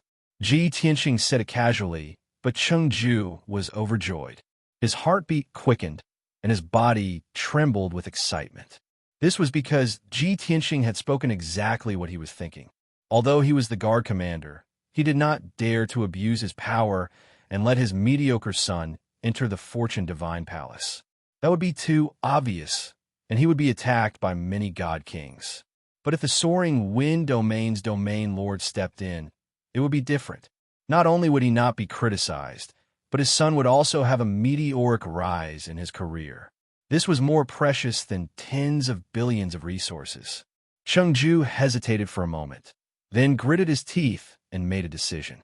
He nodded and said, "All right, then I will thank young Master Yuan first. Wait a moment, I will open the door for you. Young Master Yuan, please keep a low profile and don't be too ostentatious. Otherwise, you will embarrass me." "Yes, I understand." Ji Tianxing nodded with a playful smile. Then, he waited in a dark corner for a moment. Chengju found an excuse to send away all the guards at the Divine Palace. Then, he personally opened the Divine Palace's door and welcomed Ji Tianxing in. Chapter 35-37. With Yuan Ji's memories, Ji Tianxing had some understanding of both Chengju and Chengzheng. Both of them had their own weaknesses and weaknesses. As long as Huang Xiaolong catered to each other's interests, he would be able to solve the problem. Now, only the Fortune Divine Palace's high priest was left to guard the Fortune Altar. Ji Tianxing stepped through the Fortune Divine Palace's gates and entered the dimly lit main hall. Soon, Chengju closed the gates of the Divine Palace and called back the Imperial Guards to stand guard outside the gates. Ji Tianxing stood in the middle of the main hall and looked around.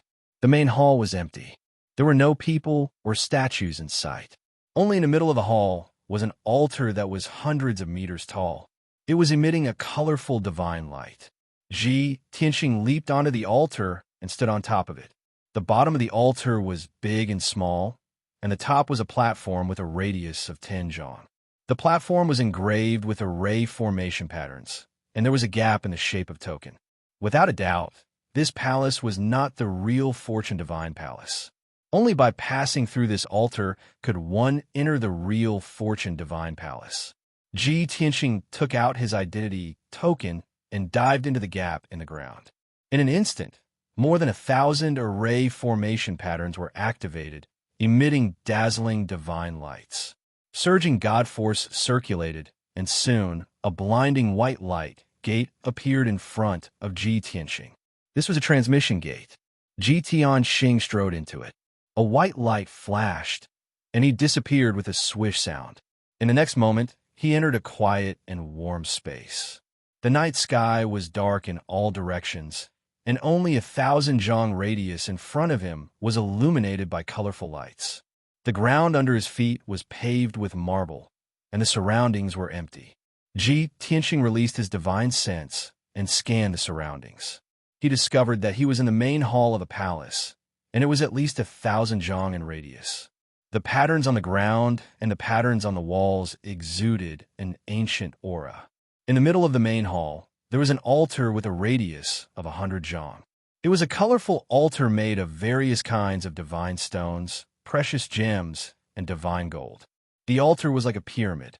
The lower end was circular and had a radius of 1,000 feet. The top was only a little more than 10 feet. At this moment, the altar was not open, but the gems and divine gold on the altar were also shining with 5-color divine light. Ji Tianxing could vaguely sense that the altar contained an extremely vast and surging energy, and it faintly gave off a vigorous aura of revival and prosperity. Sitting cross-legged at the top of the altar was a white-robed, white-haired old man from the God clan. Upon seeing this, Ji Tianxing thought to himself, "This should be the real Fortune Divine Palace. That Fortune altar really does contain Fortune God Force." He then released his divine sense, penetrating through the gloomy palace to check the situation outside. Unexpectedly, the palace was protected by a divine king's divine formation, which isolated all divine power. With Ji Tianxing's current strength, his spiritual consciousness could not penetrate the palace, nor could he see the situation outside. This made it difficult for him to determine where the Fortune Divine Palace was located. Meanwhile, the white-haired old man sitting cross-legged at the top of the altar suddenly sensed a stranger's aura approaching, and he opened his eyes. His face was thin, but his eyes were deep and dignified. His entire body exuded a powerful aura unique to a high-level god king. His gaze swept across the surrounding darkness like lightning and immediately locked onto Ji Tianxing, and he frowned. "TSK, Which rascal dares to trespass into the fortune divine palace? The white-haired old man was as steady as Mount Tai, sitting on the altar without moving an inch.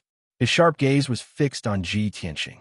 In an instant, Ji Tianqing felt a majestic pressure bearing down on him, and the god force and blood in his body became chaotic.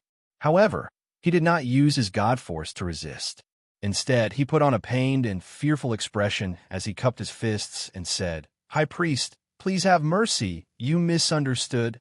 The white-haired old man was the high priest, and he withdrew his invisible pressure upon hearing Huang Xiaolong's words. He scrutinized Ji Tianqing and asked solemnly, "Who are you? Why did you trespass into the fortune divine palace? Don't you know that this is a capital offense?" Ji Tianqing crossed the dark hall and flew to the bottom of the altar. He said to the high priest, "High priest, I am Yuan Ji, and I am one of the candidates to enter the fortune divine palace." Yuan Ji? The high priest frowned and asked subconsciously, "That good-for-nothing son of the soaring wind domain lord." Cough, cough. Ji Tianqing pretended to cough to cover up his embarrassment. The high priest knew that he had misspoken, so he changed the topic and asked, "Yuan Ji, there's still a few hours before the baptism ceremony begins. Why did you come in early?" Ji Tianqing smiled and said, "Of course, I have Chong Zheng and Cheng Ju's permission. Otherwise, who would be able to barge in?" The high priest frowned, and his face darkened as he said, "So, you bribed them with money?" Ji Tianqing waved his hand and said with a smile, "High priest, don't make it sound so bad. That's not a bribe. It's called helping each other. As the saying goes, if it's convenient for others, it's convenient for yourself." Without waiting for him to finish, the high priest snorted disdainfully and said, "Humph, don't try that with me. A bribe is a bribe. A good-for-nothing like you has always been lawless and reckless. I can pretend that I don't know that Chong Zheng and Cheng Ju are in cahoots with you. However, if you want to bribe this old man, then you should give up on that idea." Obviously, the high priest was different from Chong Zheng and Cheng Ju. He was already a high-level god king with high status and power, and he was very old-fashioned and strict. It was impossible to bribe him with money and power. Ji Tianqing was well aware of this, and he was well prepared. He said with a smile, "High priest, I have heard that you have a pure heart and few desires, and you are a fair and honest person. Don't worry, I will never bribe you and tarnish your reputation." Everyone liked to hear compliments and praises. Even if they knew that it was flattery, they would still enjoy it. The high priest's expression eased a lot, and he stroked his beard and said, "It's good that you know. No matter how much money you take out, I will not break the rules, and I will not open the altar for you in advance. Leave obediently and wait for the baptism ceremony to start before you come in again." AI. Ji Tianqing pretended to be worried and sighed, and said with a bitter expression, "High priest, you have misunderstood. I did everything I could to enter the fortune divine palace, not for the baptism, but now that things have come to this, I'm not afraid to tell you the truth. In fact, I had no choice but to do this to save Ying." The high priest was stunned, and he frowned and asked in a low voice, "What Ying? Yuan Ji, what do you mean?" Ji Tianqing smiled bitterly and said, "High priest, are you still going to play dumb? Even though everyone knows that you've been alone all your life, guarding the fortune divine palace for the god emperor and never left the palace, everyone knows that you've never left. In fact, only a few people know that you have a daughter. Her name is Ying, and she lives in the orchid garden in Yudu. Wonderful Book House." Chapter 35-38. The high priest froze on the spot, and his face darkened. He glared at Ji Tianqing and asked coldly, "Brat, this is my biggest secret. How did you know about it?" Ji Tianqing looked back at him fearlessly and said calmly, "High priest, others may not understand you, but I do. You're honest and upright, and you've never tried to curry favor with those in power. You're also not willing to form cliques. Therefore, even though you have the strength of a 7th-level god king, you can't be put in an important position.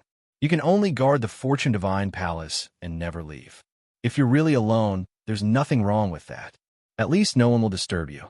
You won't have to face the filthy and dirty government, and you won't have to pretend to be obedient to the various region masters, generals, and commanders. However, the woman you once loved deeply gave birth to a daughter for you. It was only on her deathbed that she entrusted her daughter to you. Therefore, Ying is the most important person in your life.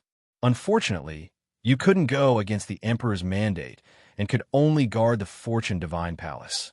You couldn't take care of her, so you settled her in the Orchid Courtyard and asked your best friend, senior military officer Yin, to take care of her.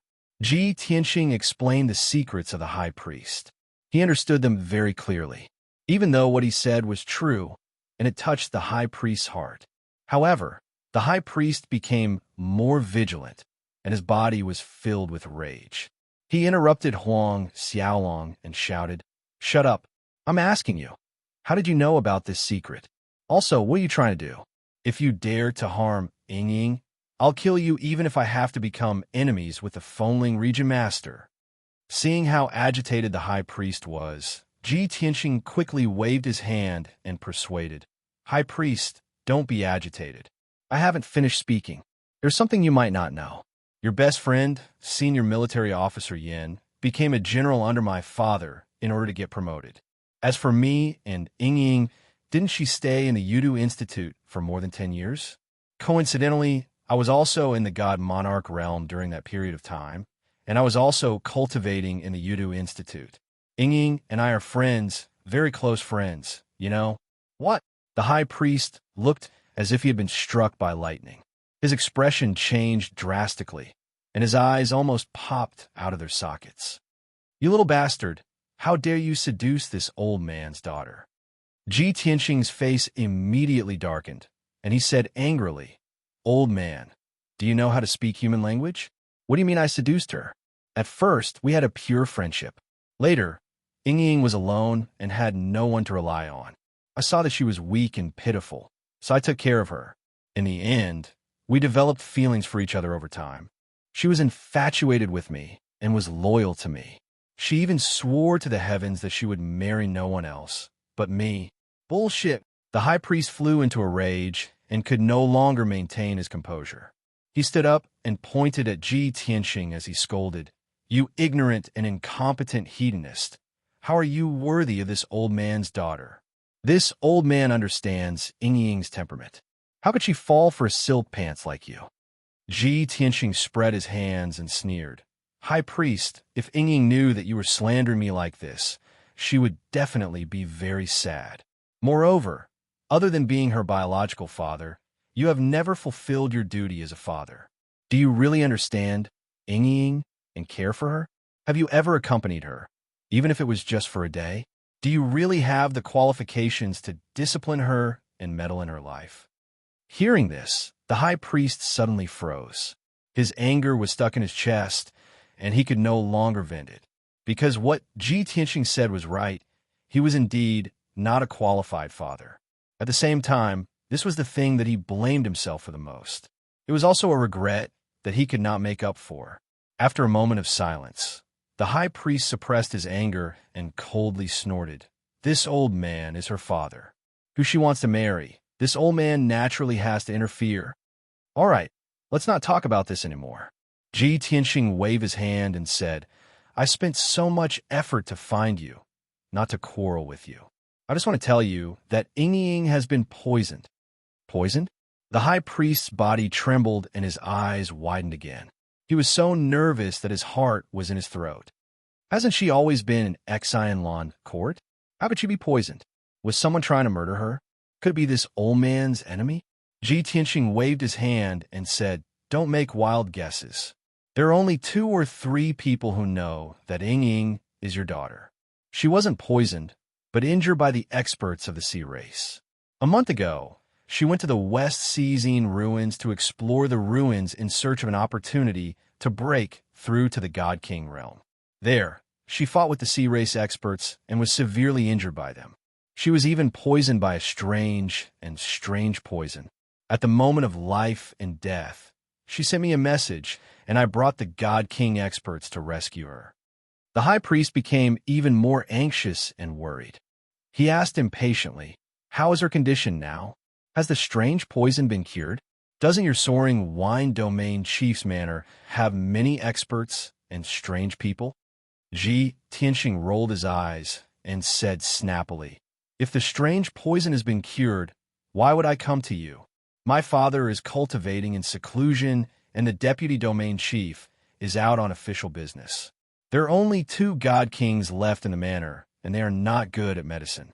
I have thought of many ways and found many people through my connections, but they could not cure the strange poison.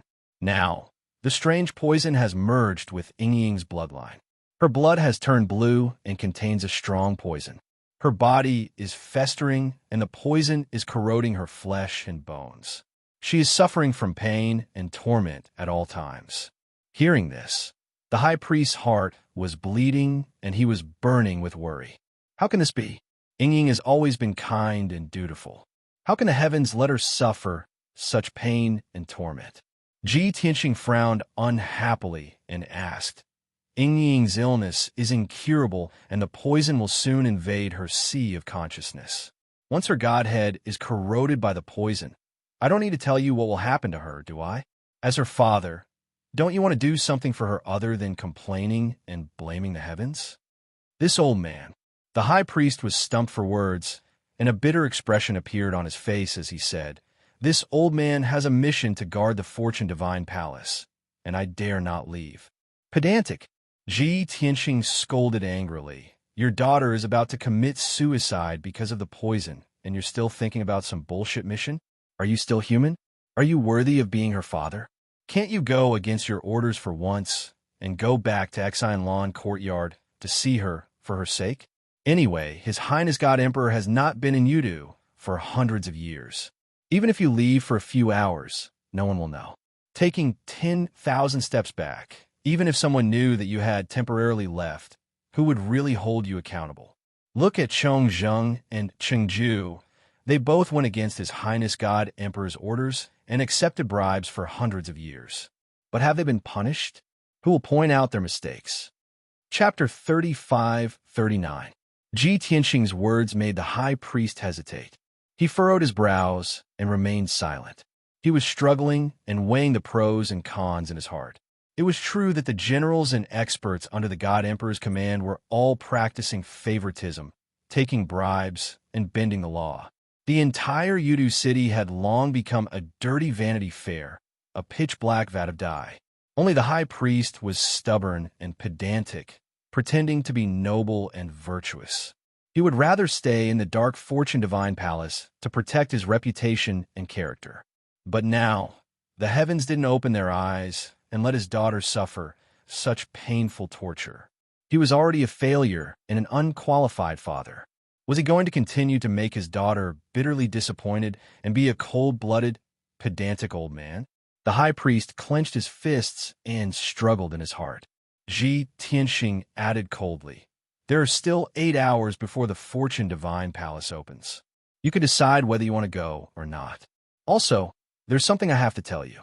Divine physician Xue Shun Wang once examined her and said that to completely remove the strange poison in her body, her blood must be drained.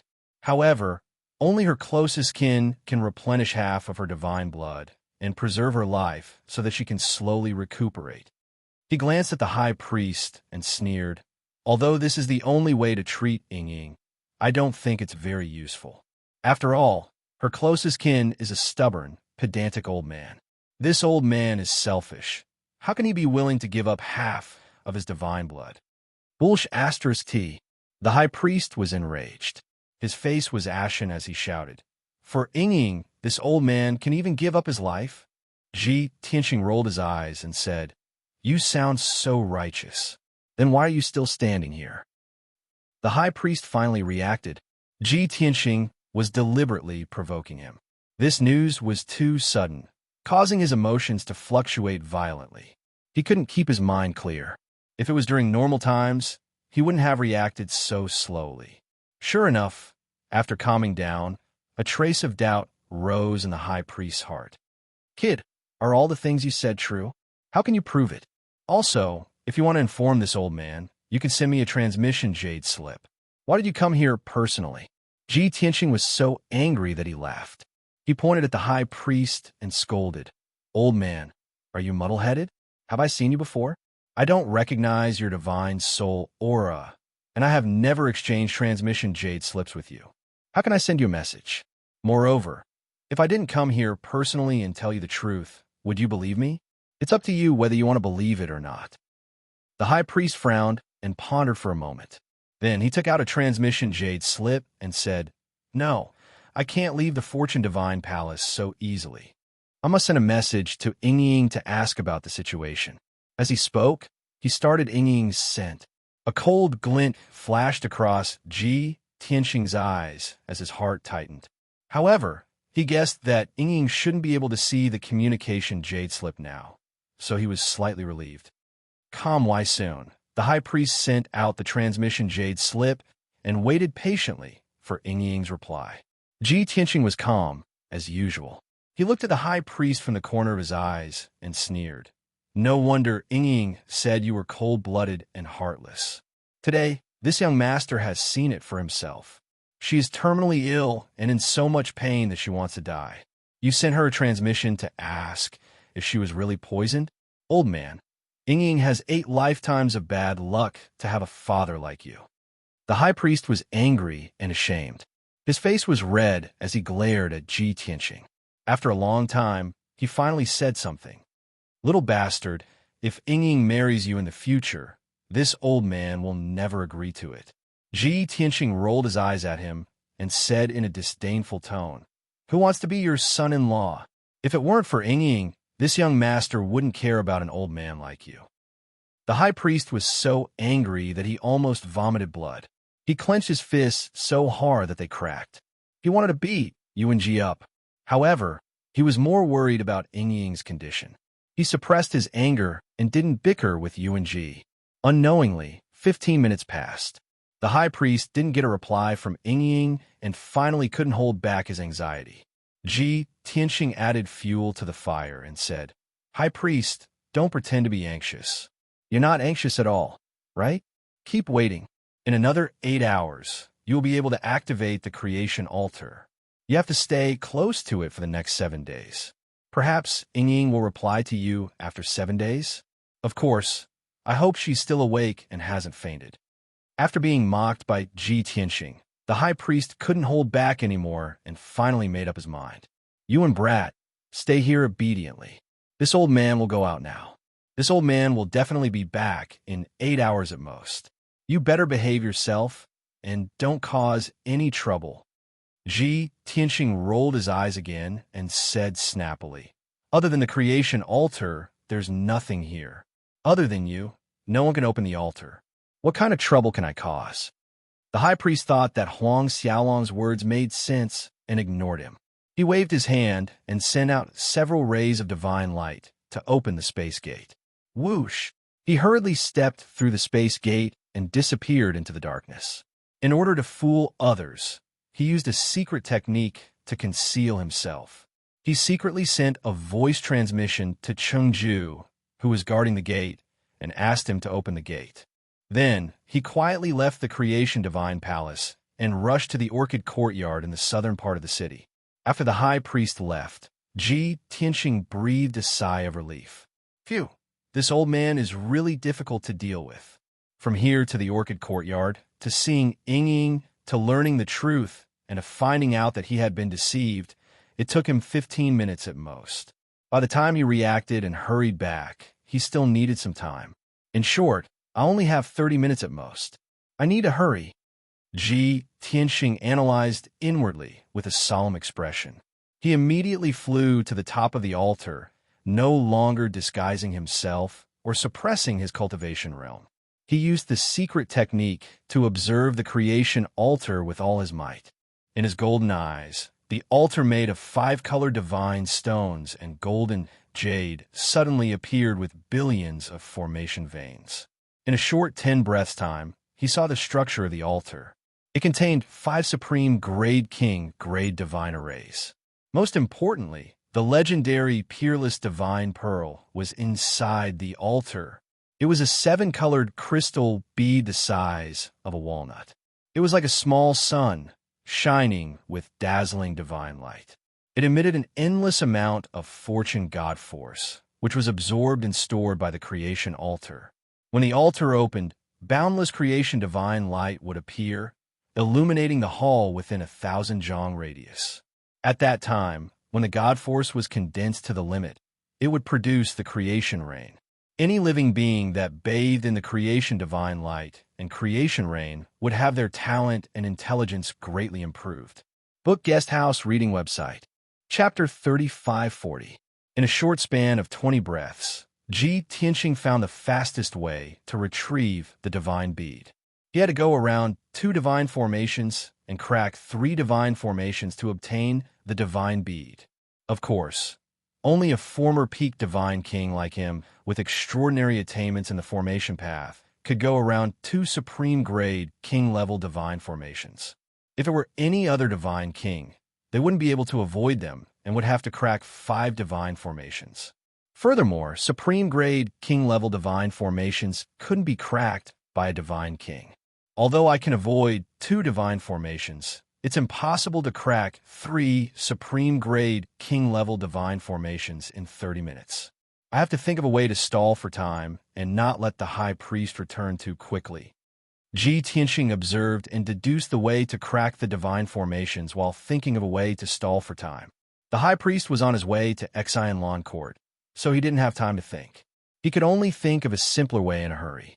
Therefore, he took out a transmission jade slip and sent a message to the Calm Peace Divine King.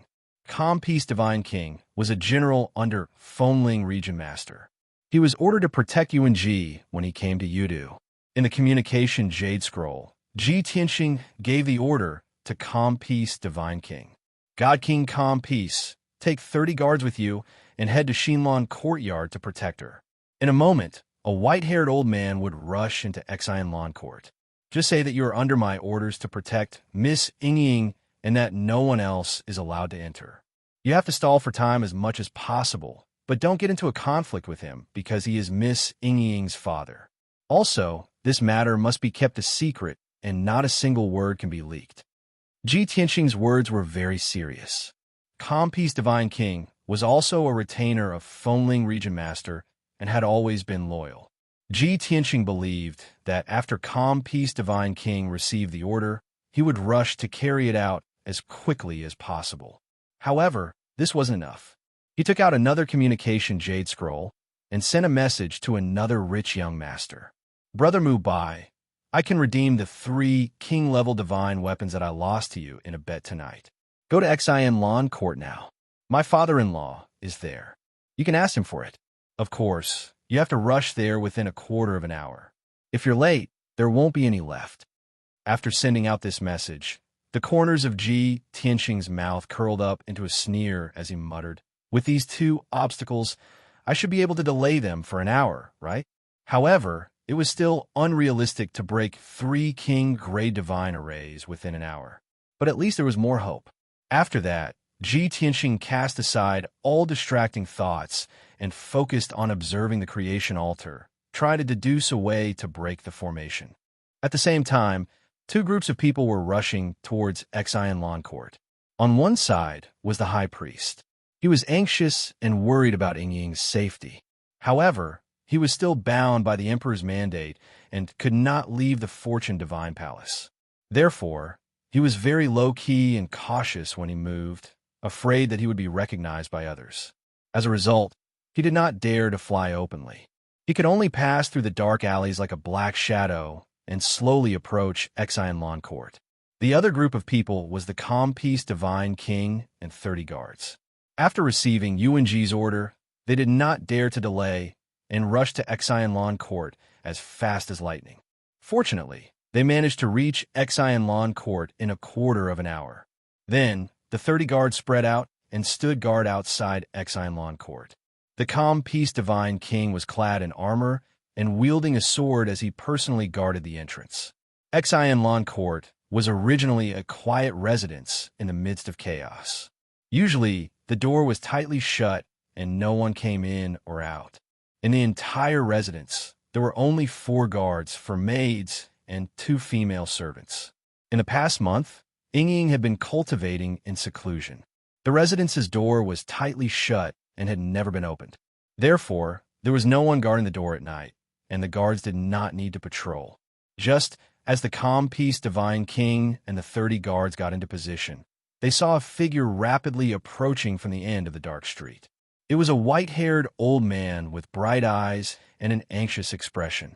He was rushing towards Exile Lawn Court at lightning speed. "He's here," the calm peace divine king thought to himself. His right hand gripped the hilt of his sword as he stared sharply at the white-haired old man. He was on guard. The high priest, who had rushed over, was clearly stunned when he saw the calm peace divine king and the guards at the entrance. He stopped in his tracks and frowned in confusion as he sized up the calm peace divine king and the guards. At this moment, he almost thought that he had gone the wrong way. He looked up at the lintel of the entrance and saw that the words Exile Lawn Court were indeed written on the plaque. Only then did he walk towards the entrance. Clang! Seeing the high priest approach, the calm peace divine king unsheathed his sword without hesitation. He stared sharply at the high priest and shouted coldly, "This is a private residence, and no one is allowed to enter. Please leave."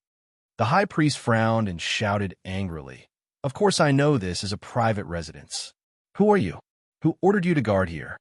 Although the calm peace divine king was a 4th-degree realm middle-level divine king, he was not afraid of the high priest's authority.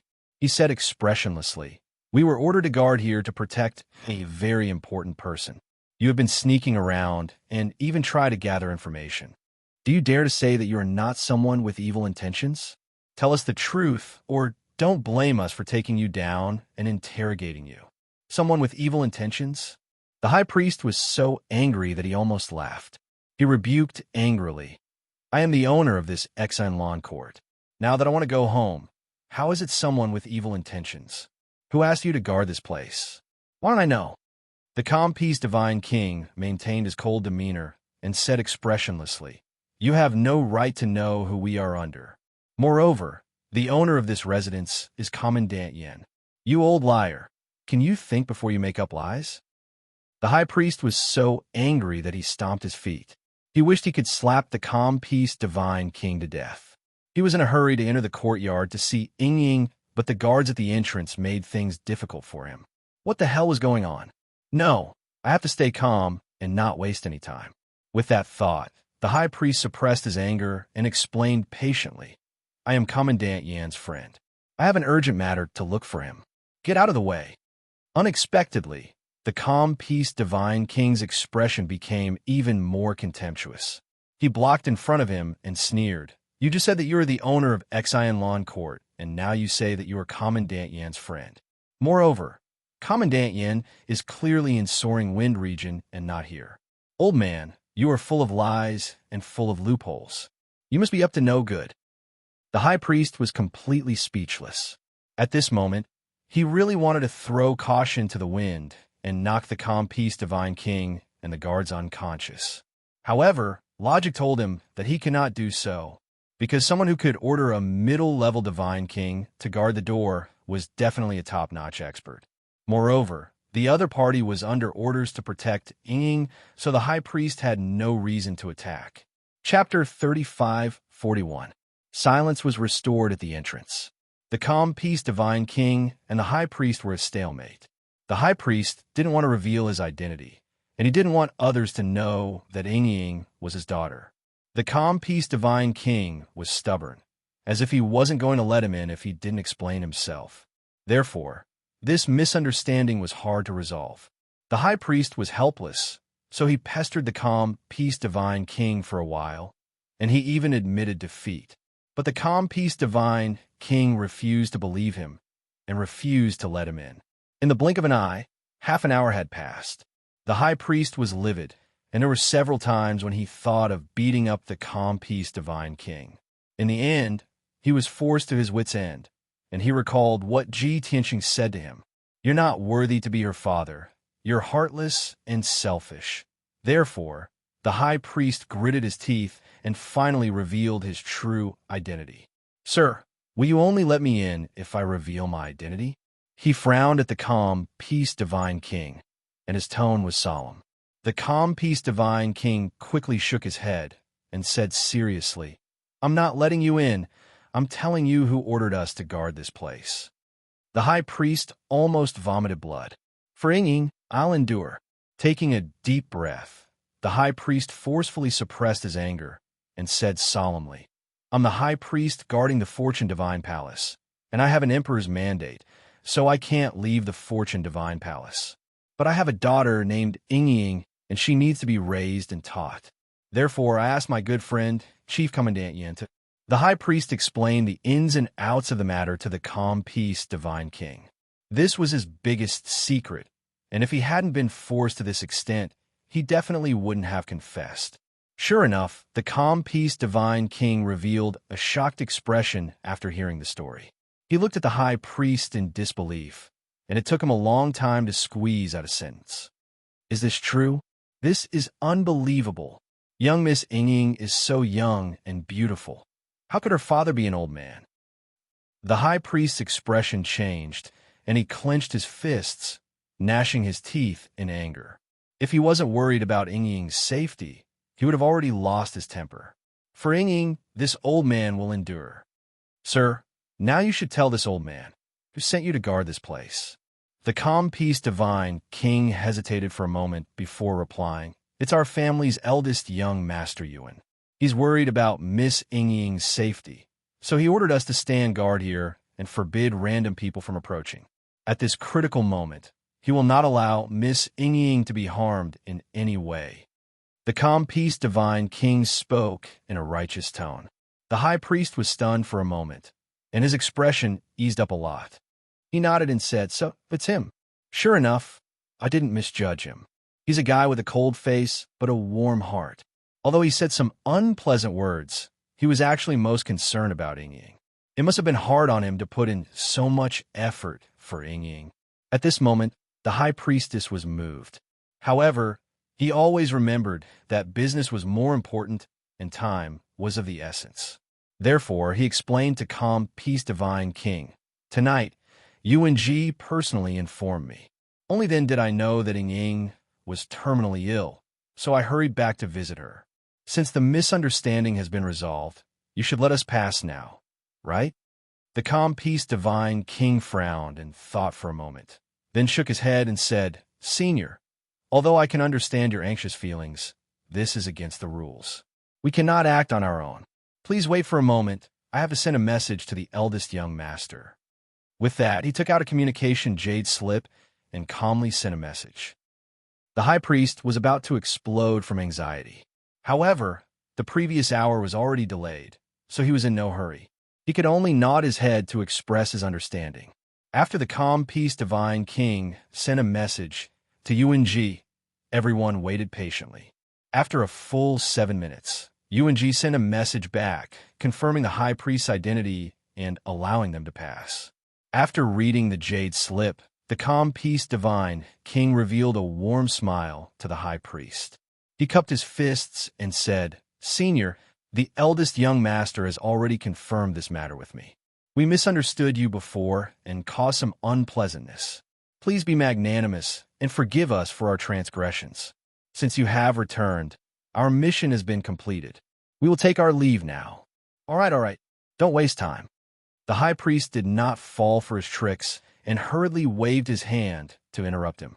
The calm peace divine king did not stop him and hurriedly retreated to the side with a few guards. The high priest impatiently cast a spell and activated the sealing array on the door. Soon, the door opened.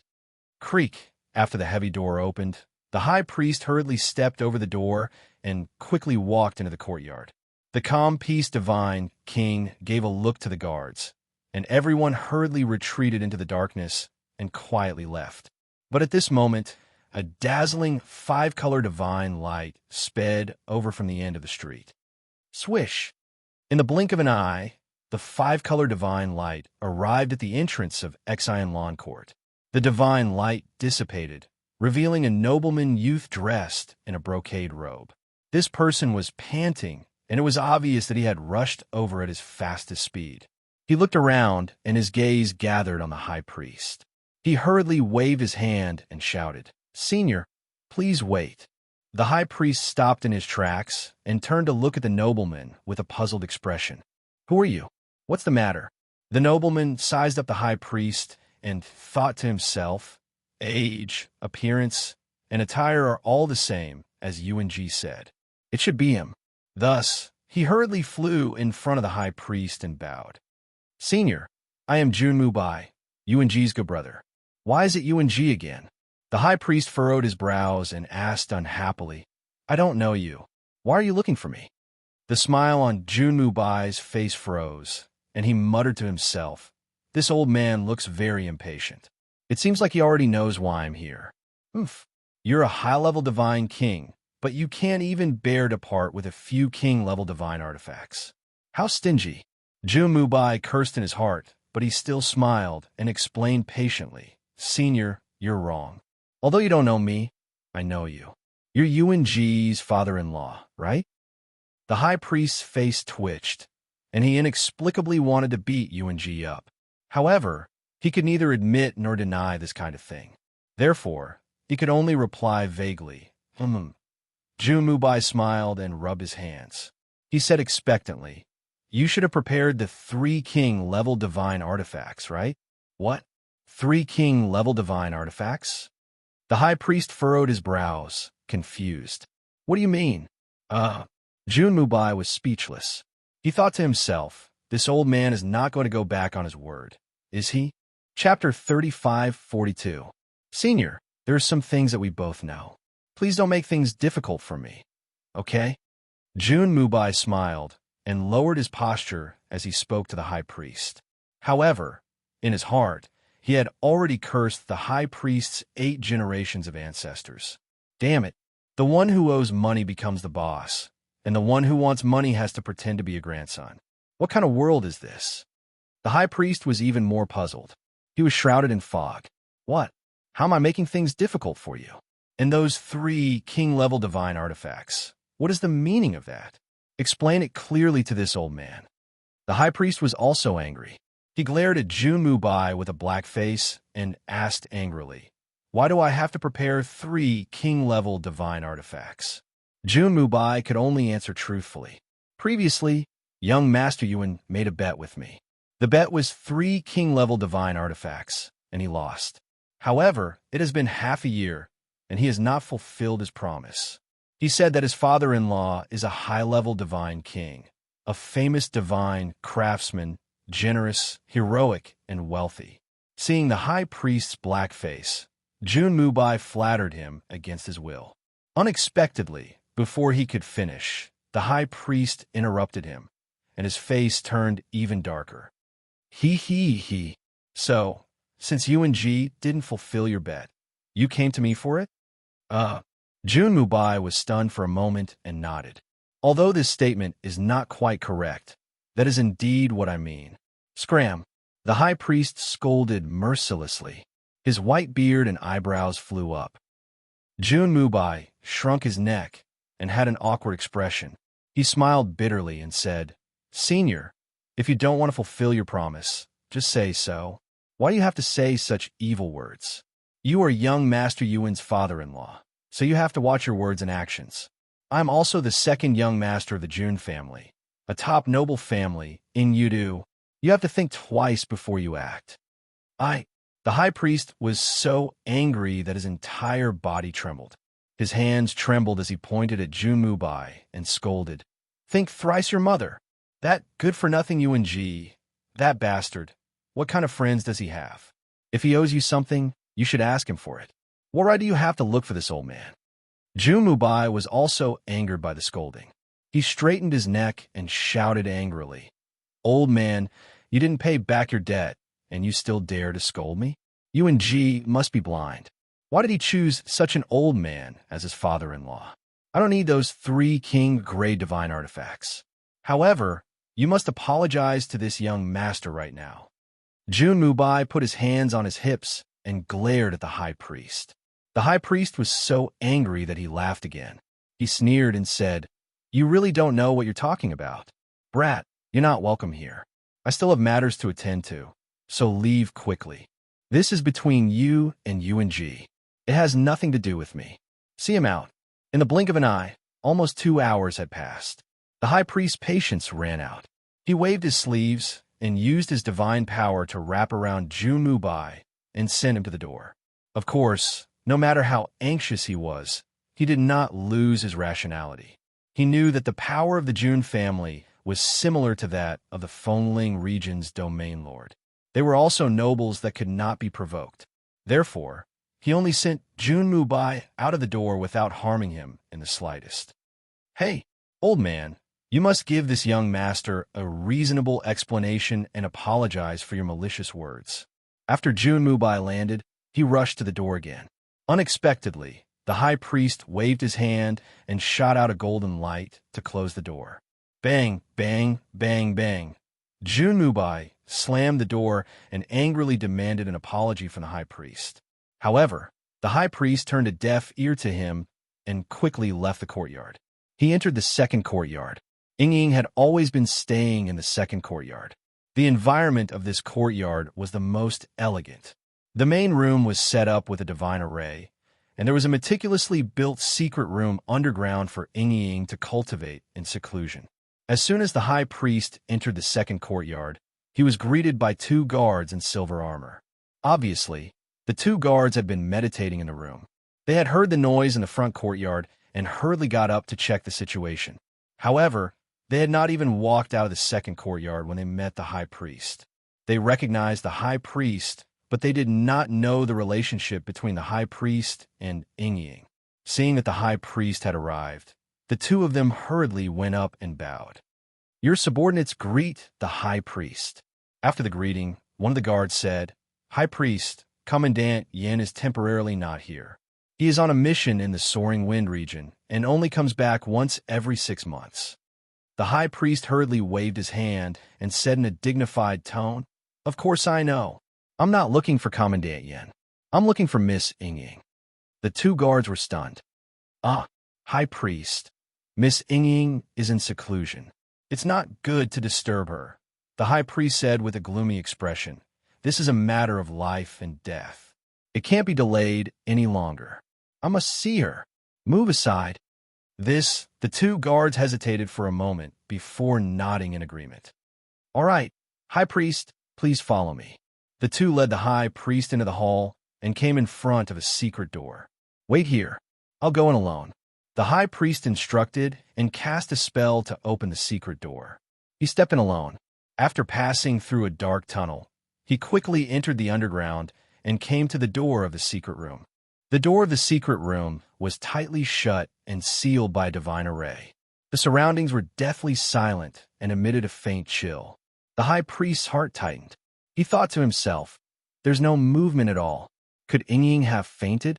No, I can't knock. I have to wait for her to open the door." Therefore, he hurriedly used a mystic technique and forcefully broke the array of the secret room's stone door. Ka. After the divine array was broken, the high priest forcefully opened the door of the secret room. He quickly stepped into the dark secret room and saw that the secret room was flashing with an icy blue light. It was a bone-piercing chill. "Ying, father's back. Wake up." The high priest looked around for Ying's figure and called out in a gentle and kind tone. However, there was a gourd-shaped ice sculpture in the middle of the secret room. It suddenly cracked and a large amount of ice shards fell. Then, a young woman in a long brocade dress appeared in the broken ice sculpture. Her face was not too beautiful, but it was pretty and ugly. At this moment, she was sitting cross-legged in the middle of the divine array and focused on cultivating a mystic technique. The high priest forcefully broke open the door of the secret room and shouted in a panic. Immediately, her mind was disturbed, and her blood flowed in reverse. Uffed! When the ice sculpture shattered, she spat out a mouthful of blood. Her divine soul and divine power were in a mess. Seeing this, the high priest's face changed drastically. His heart was in his throat. "Ying, you're really poisoned. It's already so serious." The high priest exclaimed and rushed to the front of the ice sculpture. He formed a seal with both hands and sent a vast amount of divine power into Ying's body to help her suppress the poison. Ying's mind and blood were already in a mess. With the vast amount of divine power entering her body, she could not take it. She spat out another mouthful of blood and fainted. Chapter 35:43. Ying. Seeing that Ying had fainted, the high priest's heart was in a mess, and he subconsciously cried out in grief. He quickly withdrew his majestic god force and released his divine sense to check on Ying's injuries. The sea tribe's poison has indeed seeped into her bloodline. Is it so serious now? With this thought in mind, the high priest was extremely worried. However, when his divine sense entered Ying's body and carefully checked, he was dumbfounded. Ying's bloodline was normal, and there were no signs of poisoning. Moreover, with the high priest's rich cultivation experience, he could immediately tell that Ying did not faint because of poison. She was in seclusion, and her mind and blood were in a mess, causing her to suffer from qi deviation. This result dumbfounded the high priest, and he stood there in a daze. How could this be? Ying wasn't poisoned at all. She was just in seclusion. It's me. I disturbed her cultivation and caused her to suffer from qi deviation, causing her to faint on the spot. UNG, that bastard, did this to me. When the high priest regained his senses, he was so angry that he almost went berserk. His body emitted towering flames of fury, and his body was filled with dense, killing intent. Even his eyes had turned blood red. Although he did not understand why UNG would lie to him and painstakingly fabricate such a lie, but he had a premonition that UNG must have some unspeakable conspiracy. At this moment, the high priest subconsciously wanted to turn around and rush back to the Fortune Divine Palace to confront UNG. But this thought flashed through his mind, and he immediately suppressed this impulse. No matter what, nothing was more important than Ying's safety. Although she was not poisoned, she had suffered from qi deviation. If she was not treated in time, the consequences would be irreversible. In the best-case scenario, her divine Tao foundation would be destroyed, and her godhead would be damaged, turning her into a weak mortal. In the worst-case scenario, her consciousness would be destroyed, and even if she survived, she would become mentally retarded. Therefore, the high priest abandoned all distracting thoughts and put UNG aside, and used all his strength to treat Ying. He was indeed a seventh heaven realm high-level god king. In just 100 breaths' time, he had suppressed Ying's injuries. Then, he patiently used his god force to help Ying tidy up the chaotic qi and god force in her body. 15 minutes later, Ying's condition stabilized, and she was out of danger. The high priest guarded her and observed her condition at all times to prevent her injuries from worsening. About half an hour later, Ying slowly woke up. She slowly opened her eyes and was in a daze for a moment before she saw the high priest in front of her. Immediately, she frowned and angrily scolded with a cold expression. "What the hell are you doing? Why did you barge into the secret chamber for no reason and disturb my closed-door cultivation? Are you trying to kill me?" Ying didn't have a good relationship with the high priest, so she always had a grudge against him. In all these years, the number of times the father and daughter had met could be counted on one's fingers, let alone any deep feelings. The high priest looked ashamed and quickly explained, "Ying, I didn't do it on purpose. I was also tricked by that bastard UNG. He lied and said that you were poisoned by the sea race's poison and that your life was at stake. He asked me to come and see you one last time. That's why I hurried back." Ying was stunned for a moment before she sneered with disdain. "You are a high-level divine king, after all. How could UNG, that ignorant and useless good-for-nothing, fool you? I have never left Yudu, so how could I have been poisoned by the sea race? Originally, I had been in closed-door cultivation for 3 years and was trying to break through the shackles of the divine king realm. You, on the other hand, barged in recklessly and caused all my efforts to go to waste. You even almost lost my life. Sometimes, I wonder if you were really my father." The high priest was at a loss for words and didn't know how to comfort Ying. Thus, he could only change the topic.